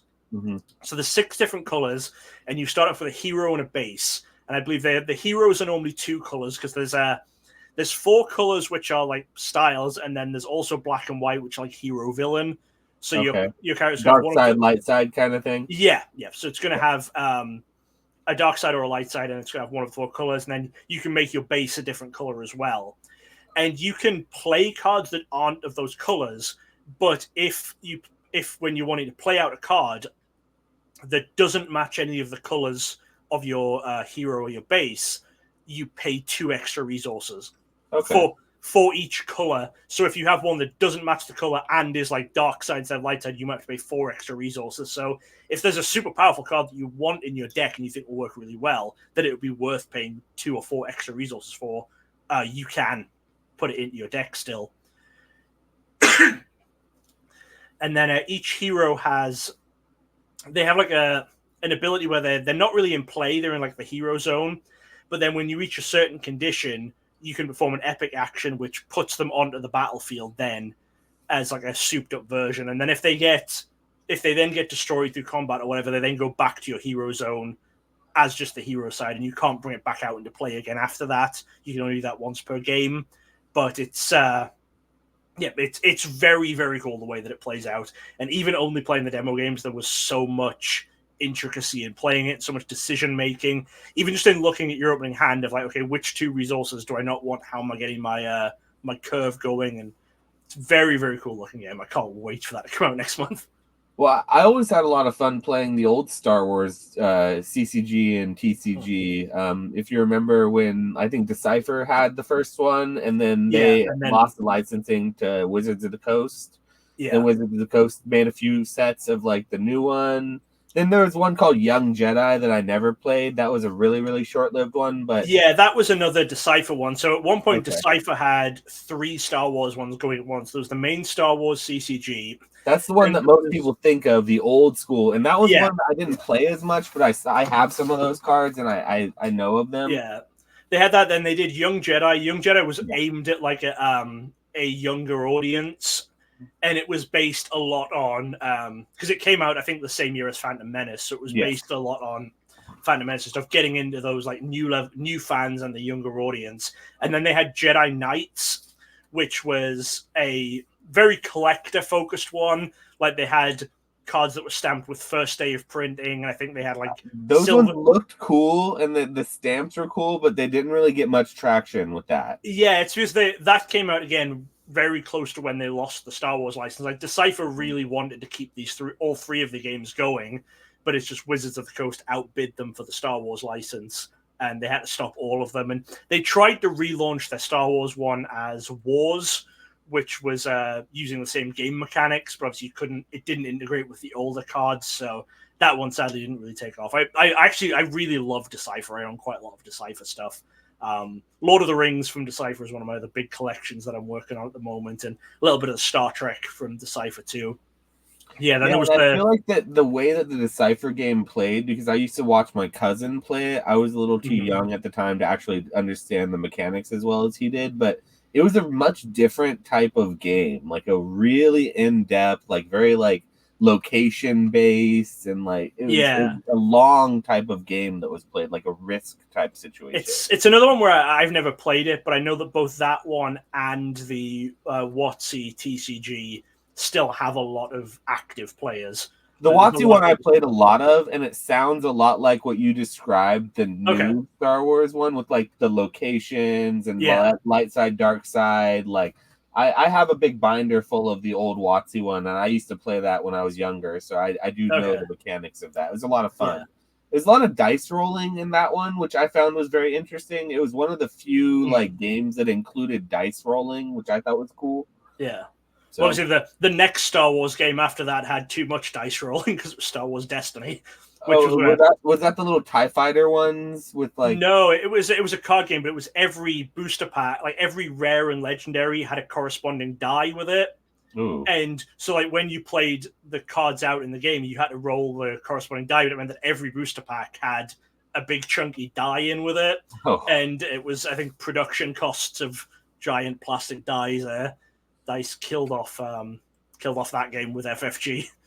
yeah. So, I mean, this is all these talks of these like other TCGs and CCGs and what worked with them leads me to really think about what's going on currently in the zeitgeist of the trading card game era or Yeah. area that we're in with MetaZoo. Did you do a little bit or anything with MetaZoo in the last couple of years? Are you aware of the TCG? I was very aware of it. When it first got advertised, I looked into it quite a bit because the whole lore of cryptids is very cool. Like me Yeah. and my wife were super into Supernatural. I think early Yeah. Supernatural was Such very a good cryptid show. heavy. So good. Yeah. First 5 seasons, best Oh television. god, Oh, yes, so yeah. good. I wish they'd ended it.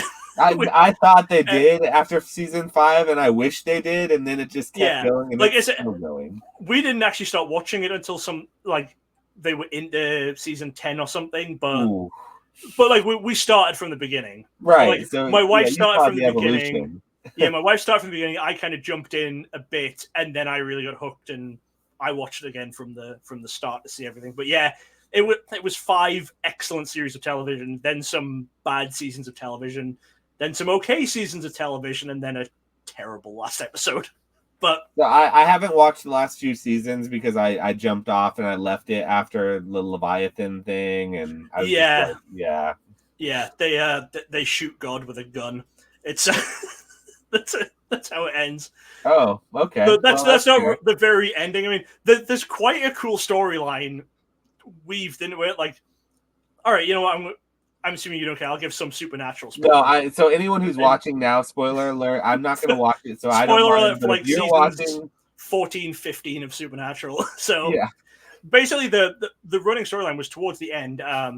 Did you get to the point where they revealed that Chuck was God, the yes, writer? Yeah, okay. the writer that was like writing about everything, Yeah, he was the god figure of the yeah, because story. like in season 5 they hinted at it and then they Yeah, confirmed it. Yeah. So the last ongoing storyline was that it turned out that he was actually evil, basically, and he was manipulating Sam and Dean the whole way through. Like there was no free will, and he was keeping them alive like as a plaything. Like he'd written this perfect ending or something where like, one of them killed the other and that kind of thing, and he was trying to manipulate the whole universe towards that. And that's a really cool idea. It's just the fact that they ended it by they got the god killing gun and they shot God in the face. that's I mean it's very supernatural. I feel It like is. every single one of their tropes is they just turn around and stab them with the knife, you know. Yeah, So and then the big controversy was towards the like the second or third last episode. Castiel kind of sort of admits to being in love with Dean, and then gets immediately murdered. Gets immediately murdered for it because oh, he'd made this deal where like if you've seen Buffy season 2, it was that he made this deal where like if he ever experienced true happiness, he got pulled into super hell, which was nothingness, the void, which was worse than hell, which Right. literally is Buffy season 2. Which See, and I never watched Buffy, so that it's I mean, so I good. can understand the concept, but that doesn't. Yeah, and it was they were trapped in a room, and the empty, which is what it's called, the embodiment of that was coming to kill them both. So he kind of admits that he's in love with Dean, and then because he experienced true happiness, the empty takes him and spares Dean. And then the final episode, they just don't show Castiel again because both of the brothers die in the final episode. Oh, wow. Because right after they killed God, it turns out that because the only way they were able to stay alive is because Chuck was keeping them alive. So Dean immediately just dies on the next mission they go on, and then it shows Sam fast plays Sam's entire life as he gets old, and then the two of them meet up again in heaven, and they meet with Bobby in heaven, and they just don't show Castiel, and it's really, really sad. That's terribly sad. Yeah, it was not a great final episode. Like the way that they ended on season 5, that is how it should have ended. Yeah, just don't have him standing under that lamppost and just end the show. Yeah, that's where it should have ended. Yeah, I mean that's what the writer. We're so off the topic of MetaZoo, but that's how the writer originally intended it. That's right. That's what we were talking about. MetaZoo. Yeah, he wrote those 5 seasons. Was like, this is the plot line I have for that, and it was a brilliant self-contained story. Anyway, it shows too. Yeah, but that is the kind of thing we're into, and why we really like the lore of cryptids and stuff. Obviously, right. My wife is a bit more of a believer in supernatural type of things like ghosts and whatnot. I'm very, very skeptic on all that kind of stuff, but I love the lore and stuff behind them. So I looked into MetaZoo when it was coming out. I was like, should I get some of this? And then it was just immediately pounced on by whales, and obviously Gary got heavily involved in it, Rudy got heavily involved in it. It was just hyped to no end, and it all became so expensive, and it just felt like some of the people involved in it was like, oh, this is never going to be sustainable. Like, it was, these people are here for a short time to make some money. And so I think I've opened 1 pack of MetaZoo ever, which was when I did a video where I opened 100 packs from 1 pack each from 100 different TCGs, which was my 1,000 subscriber special. I did that.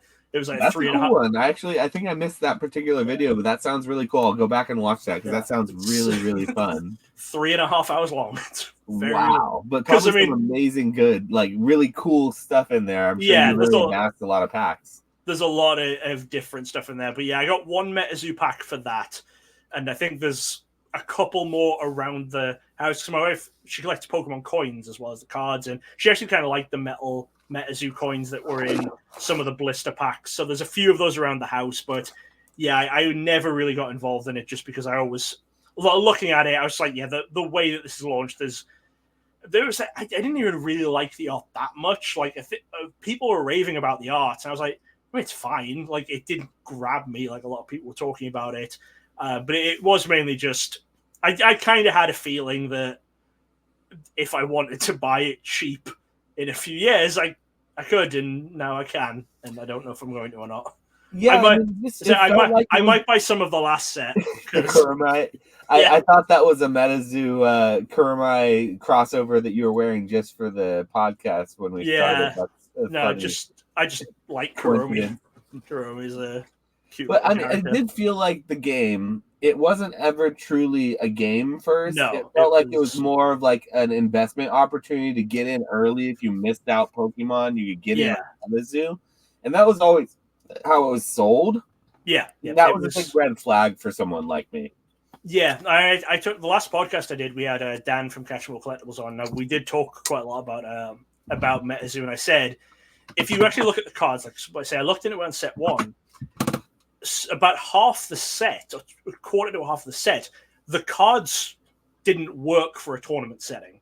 No. They have these weird extra effects, if it was raining outside, it would get a bonus or something. You couldn't do that. Yeah, if you went to a funeral in the past week, this card gets a bonus. Just things that wouldn't work in a competitive game, and you need to have a competitive game. I'll tell you, the last episode of Quest for 20 I did, which was, we had a guy on called Flake, who is a commentator for Flesh and Blood.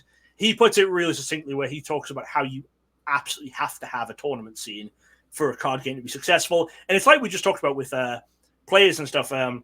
with the Luxray and everything, players are the ones who are going to buy every set when it comes out because players need those cards then.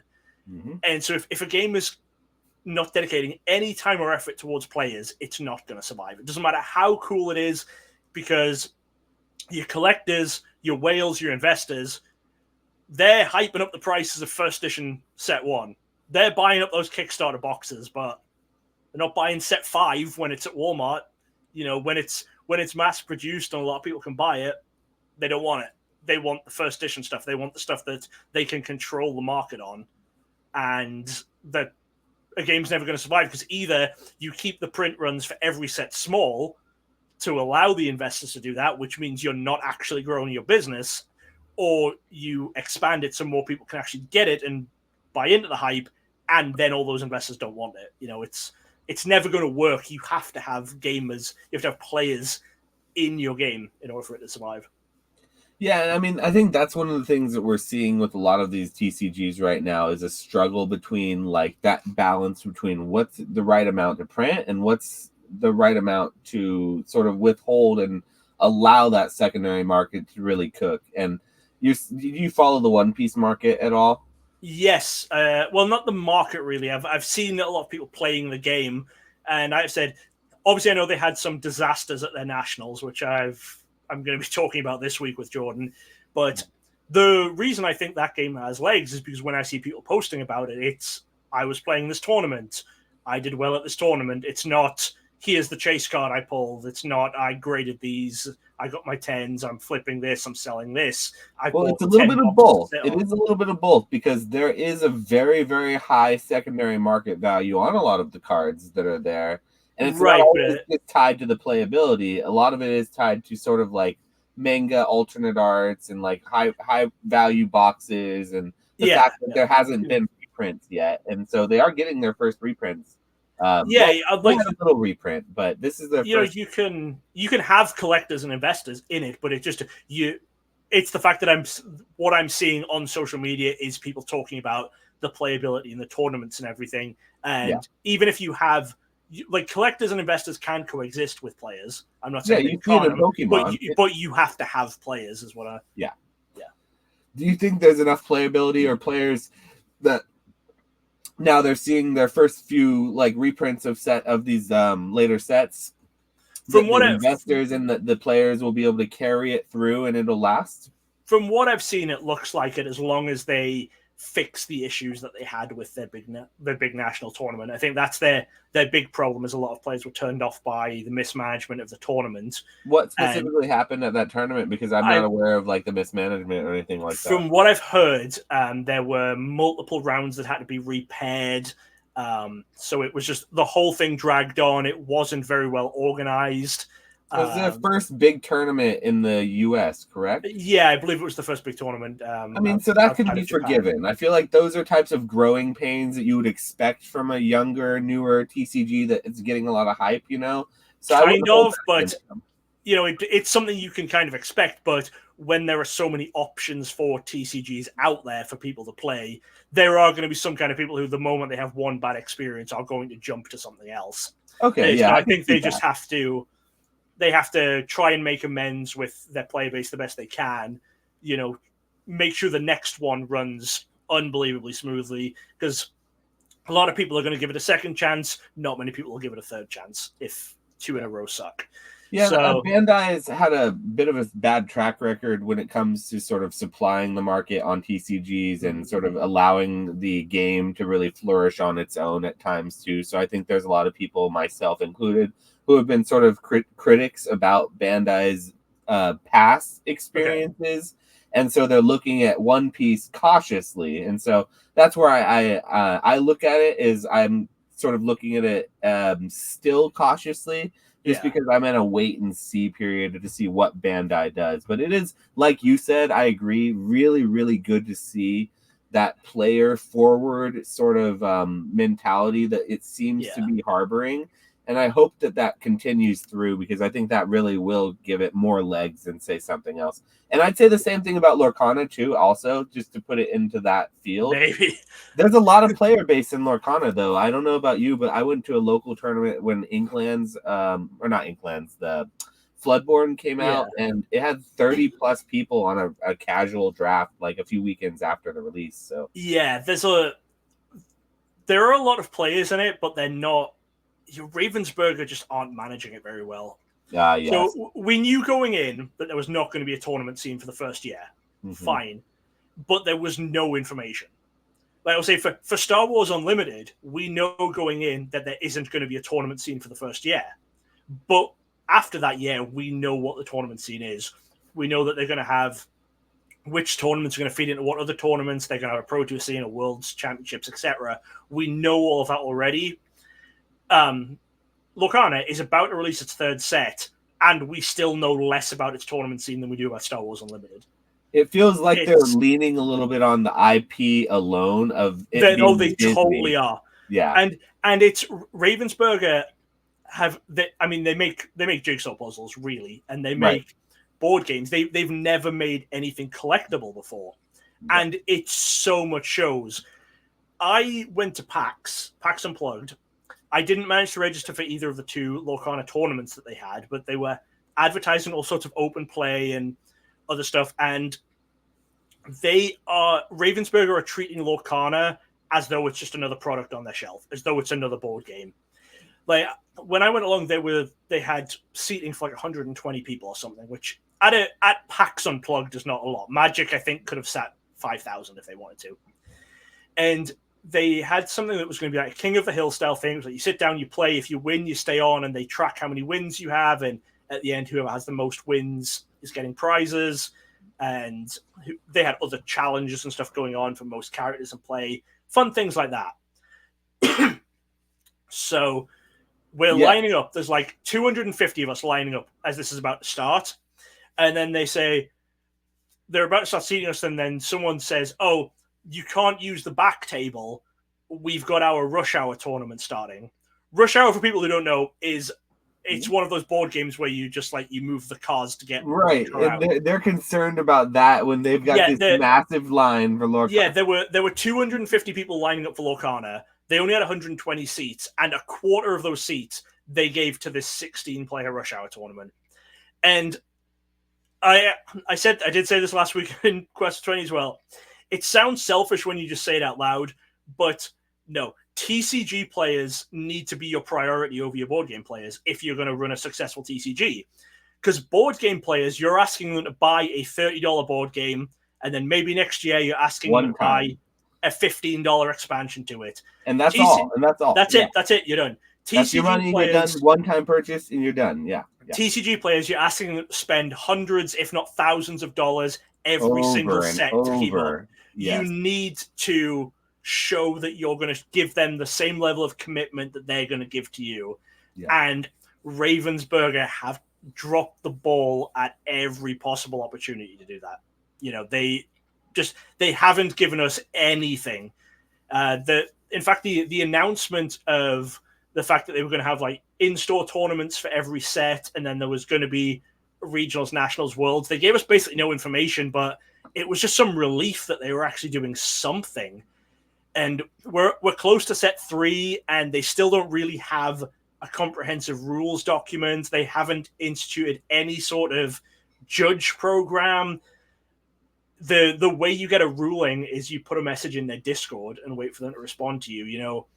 It is just fully showing the naivety of a company who makes board games trying to make a TCG, and they're marketing and selling it the same way and treating it at the same level when it can't be. And these are concerns that I sort of had about it from the get-go, because I know how difficult and how many TCGs have failed when they're made by companies who knew what they were doing. And so it was sort of hubris to believe that a company that made board games or puzzles essentially could just come in and, after making one single Disney IP game before, which was Villainous, then go and make a successful TCG. But it did seem like a lot of the card quality, a lot of the things that I was really worried about, they did kind of do pretty well. I will say that, aside from the botched release in the beginning where they really screwed the LGSs and then it didn't print enough boxes, for free at PAX, basically, and then took them away from the people who needed them, the game stores. That was horrible, and it showed their lack of experience in dealing with that. I do feel like that the game was a smashing success despite all of that, and it seems like it has like this duality towards it where the market wants it to be it wants to love it so much, and I feel like the market does love it, but it's like the company that's making it is trying so hard to sabotage it in some regards that it's like where do you think this fight or this like tug of war is going to end up at? Well, it's a testament to how good the game actually is that people are still playing it in amongst all of this, because if the game was just mediocre or bad, no one would even be touching it anymore. And the fact of the matter, it's a good game. I've learned to play it. Game. It's a very good game. Like it plays it's easy to learn, hard to master, and I think the level of complexity that the cards offer and the way that the game was designed and the way that they're building on it really it lends itself well to a game that could have potential legs. But I think I agree with a lot of what you say. Is it seems like there's been a lot of mismanagement. And if it wasn't for that literal organic demand, the massive organic demand that just continues to still eat up these ill-managed reprint waves that keep coming out and getting redistributed to the market in these odd patterns. I think you're right. It would have a hard time. It would be struggling probably. Yeah, I do think that if the first tournament season is good, I think it can make real waves. I think that they have to get it right on their first year. I think people have been waiting so long that if it's not perfect on the first competitive season, if they start mismanaging these regionals, if the worlds or their like Pro Tour equivalent or whatever isn't great, people are just going to drop off. People are just going to stop. Like there's people playing, these cash tournaments. I went to a cash tournament that was a qualifier for like a tournament scene that another company was running. They made an invitational, and I would go to some cash tournaments and stuff again, but it's just like to commit to traveling to a tournament scene and putting real time into testing and building up a collection for decks and stuff. They're going to have to get it right on the first time, because where everyone is running out of patience. The idea of we're cutting them some slack because they've never done TCGs before, like that's wearing thin. You're 3 sets in. You can start hiring some people who, disgruntled old Wizards of the Coast employees. There's enough of them. Exactly. You can literally hire me. I am a guy who sits here in my basement, in my closet, who would be happy to consult. And I'm sure you are a guy. There's plenty of guys they could look at to ask opinions of that I think would, and I'm not saying that we're the best guys or anything. I'm just saying there's plenty of guys, there are plenty of girls, plenty of people who are willing and ready to offer this advice, probably for free even.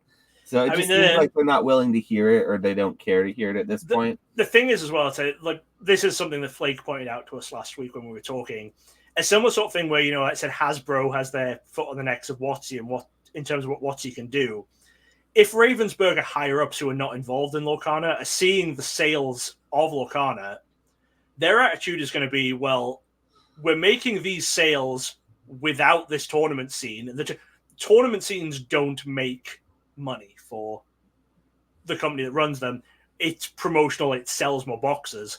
And if I was saying, if they're looking at that and saying like, oh, well, we've got cards, like our promo cards are selling for thousands of dollars. We're selling out of all of the boxes immediately anyway. Why do we need to put the money into this tournament scene? If Ravensburg are looking at it like that, some CEO who doesn't know what they're doing is going to say that. They're going to say, we don't need this tournament scene.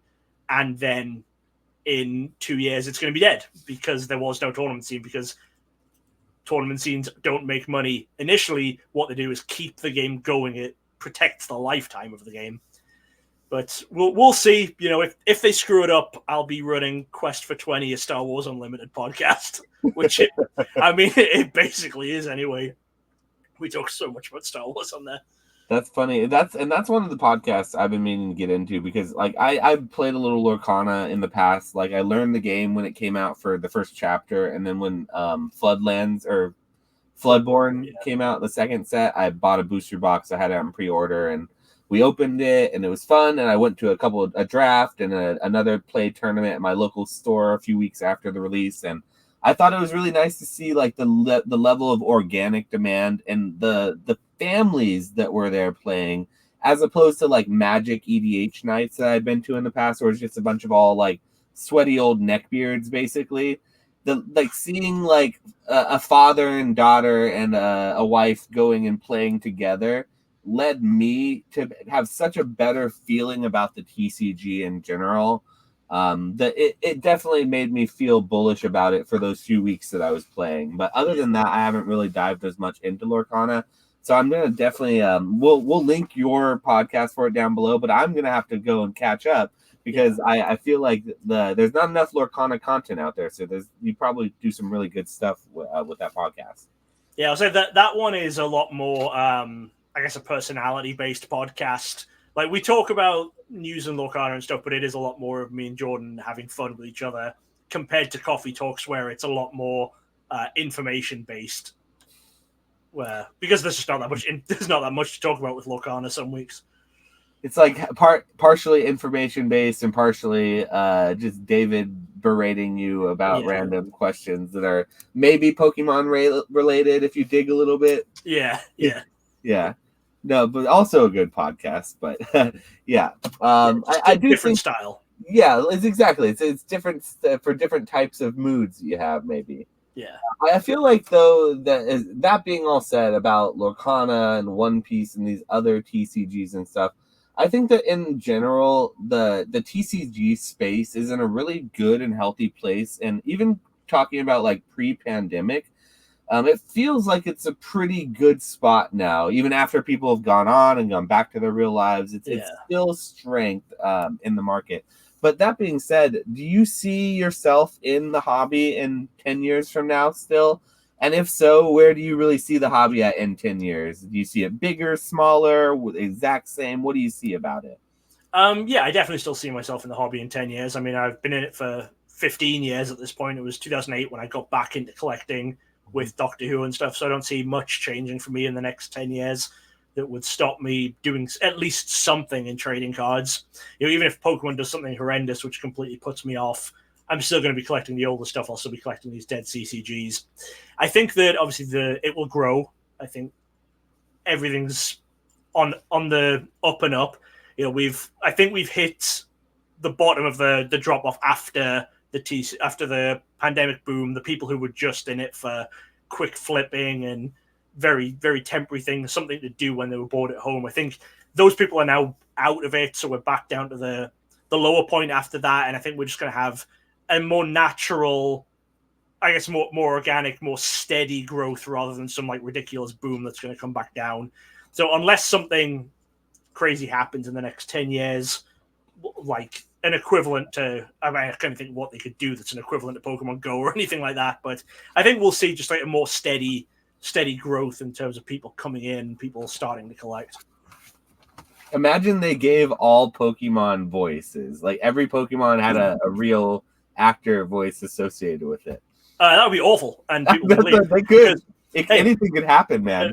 I went and saw that I Choose You movie in the cinemas. And let me tell you, when Pikachu talked, people booed. The entire cinema laughed and booed at the screen.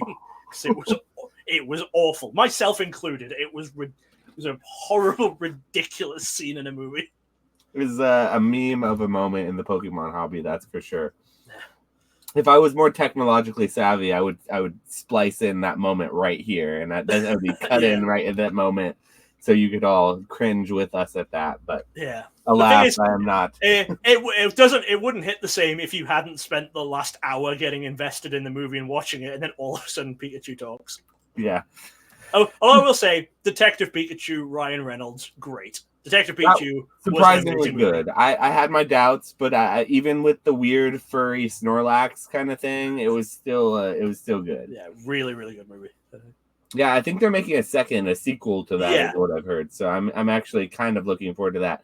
And Pokemon Concierge, that was amazing too, as of recently. Some of the more recent sort of stuff that's come out. I haven't watched that one yet, but I've heard really good things about that one and about Path to the Peak, which is the anime about the card game. I've heard You would like that as a player. You and Laura would probably like that, but you and Laura just as like people would love Concierge. Laura's watched them both, and Laura.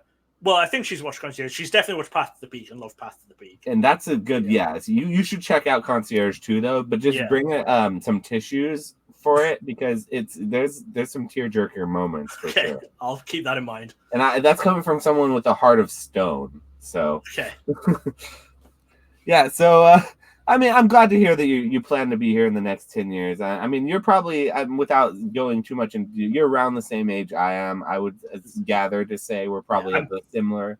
I'm 33. I got into Pokemon when I was 8 years old, and that was when it came to, the States. So if you were a similar age, we were around the same age range. I also plan to be here in 10 years. I mean, what else am I going to do? I have no transferable skills. All I have is knowledge about trading card games. I mean, you could always go work for another trading card game. I could easily see someone like you, potentially having a path towards working at like a company as some sort of a consultant or some sort of like game designer or something, some sort of path like that. So, if you're not in Pokemon, I would venture to say you're most likely going to be in trading cards, if anything. Yeah. That would be what I would put money on that probably. I mean, I would like to be in content creation in 10 years. It's always been the goal, because I don't like working with a lot of people. Yeah, and content creation, being your own boss, I mean, there's a lot to be said for that. I mean, you get to make your own schedule. It is hard work. A lot of people don't realize how much work goes into it, and I know you do, because your videos, you put them out, so many of them, and for so long consistently, but it's a lot that goes into it, and a lot of it's a grind at the beginning. So definitely go follow, subscribe our friend DJGigabyte, so he can help grow and continue doing this. And if you got a moment, do that to our channel too, if you haven't already. But yeah, I do think that the hobby is a better place because of it. So I'm glad that you're going to be planning to stick around, because we would certainly we'd be sad to see you go. But I haven't asked you one question that I think is very important yet. Sort of a way that we like to try to sort of wind down the interviews. But I usually end off asking that if you could have a partner Pokemon, like your own Pikachu, like Ash had Pikachu. Yeah. What would that be for you? Like, if you could pick anything, and it could be a third evolution, it could be a legendary, whatever you want. What would it be for Dan? Well, the thing is, my favorite Pokemon is Vaporeon, but Vaporeon is just made of water, and I do have a follow-up. I'm in a room with like $2 million of cardboard. I don't want just living water running about. So no, well, she could be a solid form. Like, I think it only becomes water when it goes into a pool of water, right? I think so, but also can use water attacks, and I'd be worried it would get annoyed and just blast water gun everywhere.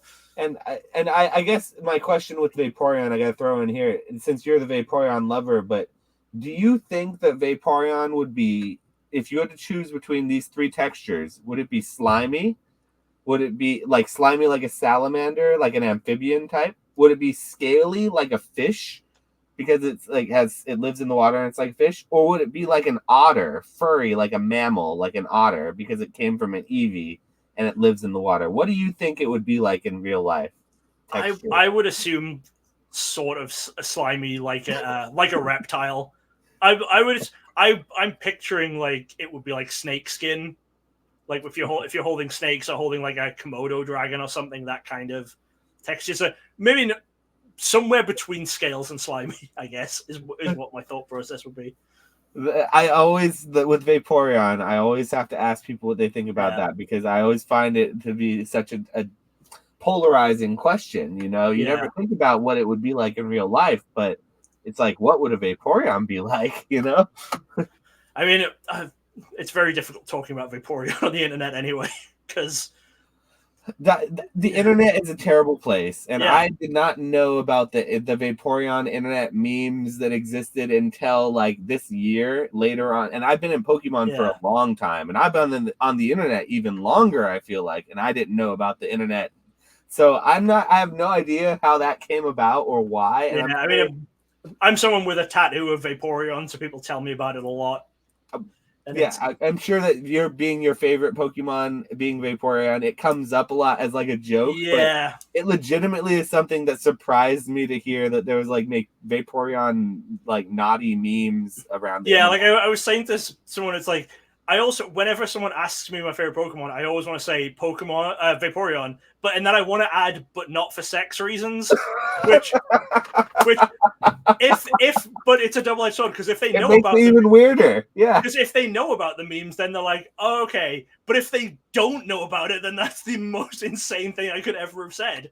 If I go, there's a certain not for subset sex of reasons, people. they're like, oh, well, it's definitely for sex reasons then. Yeah, You just and said that. there are people who are watching this podcast who don't know what the Vaporeon things are, and they're going to go now and Google it. And I'm sorry. I'm really sorry for your algorithm. That's all I have to say about it. It's so weird that I say to people like, oh, this is my favorite Pokemon. And a lot of people's response is, can I tell you my bestiality fantasy? Like, no, what are you talking about?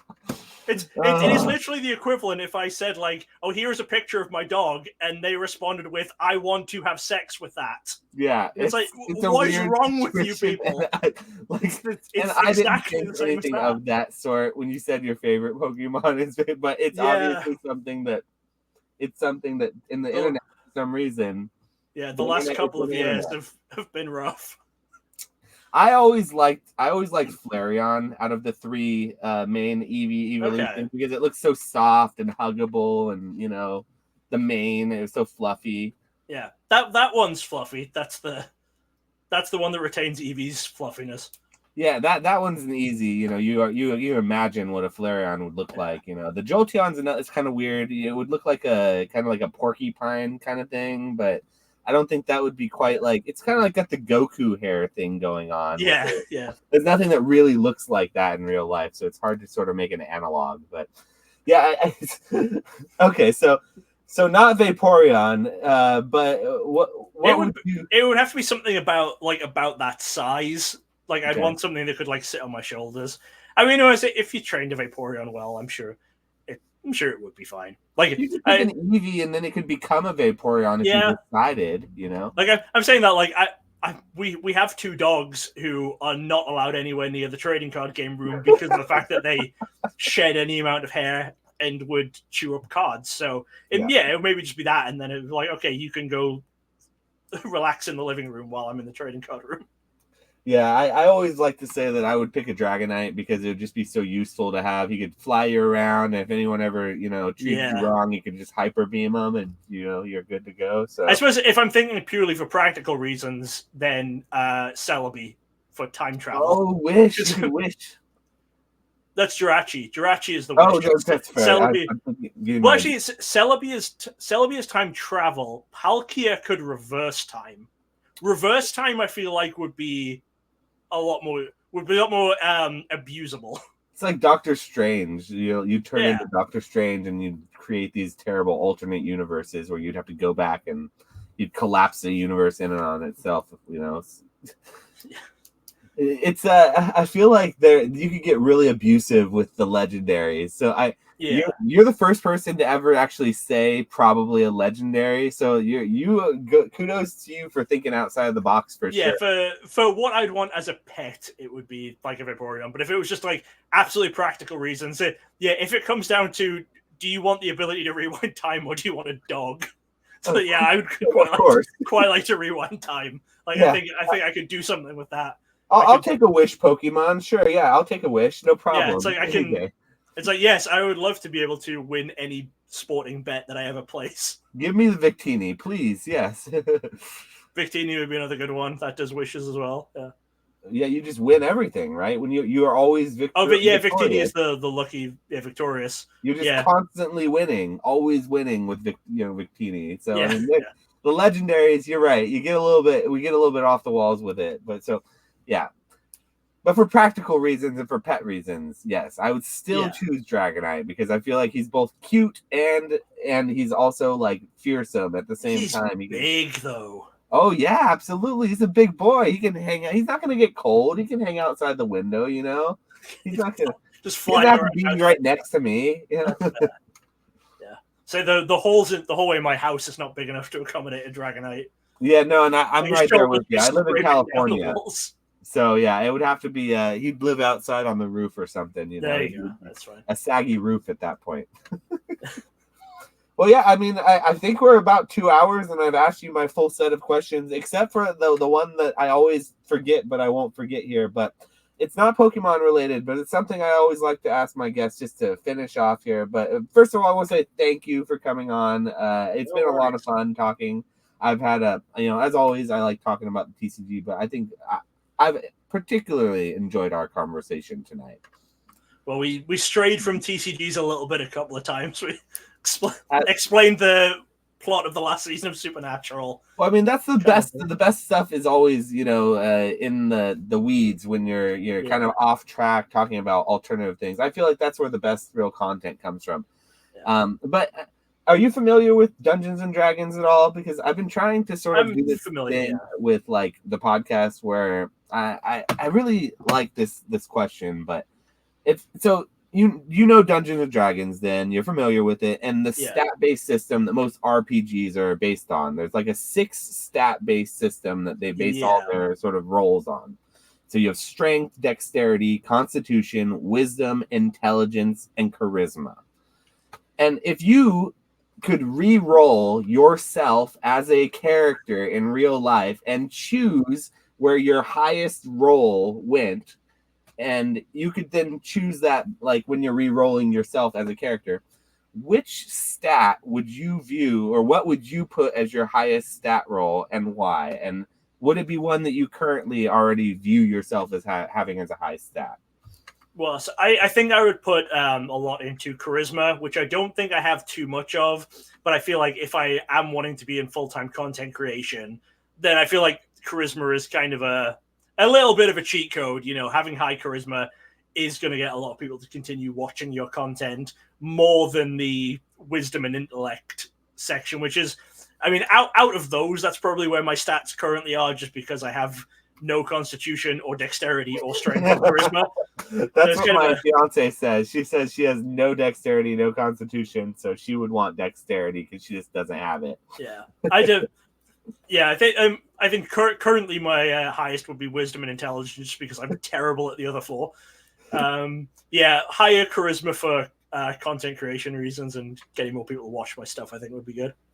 Yeah, I always feel like is the charisma score, you can kind of cheat your way through anything with a high charisma score. You don't have to really be good or strong or really too great at anything. You just kind of, if you can smile your way along, maybe. The bard seducing the end boss kind of. You don't need to beat him. You just have to, convince him to go away.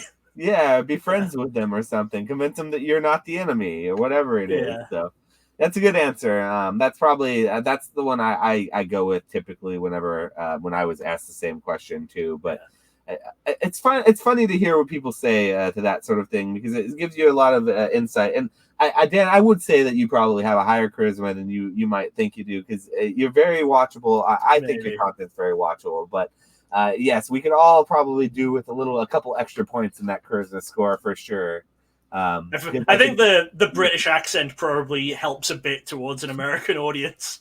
There's something about, like, I'm sure, I don't know if it's the same way over there with like other types of accents, but in America we just like the British accent, or we like the foreign accent in general, regardless of kind of what it is. Yeah.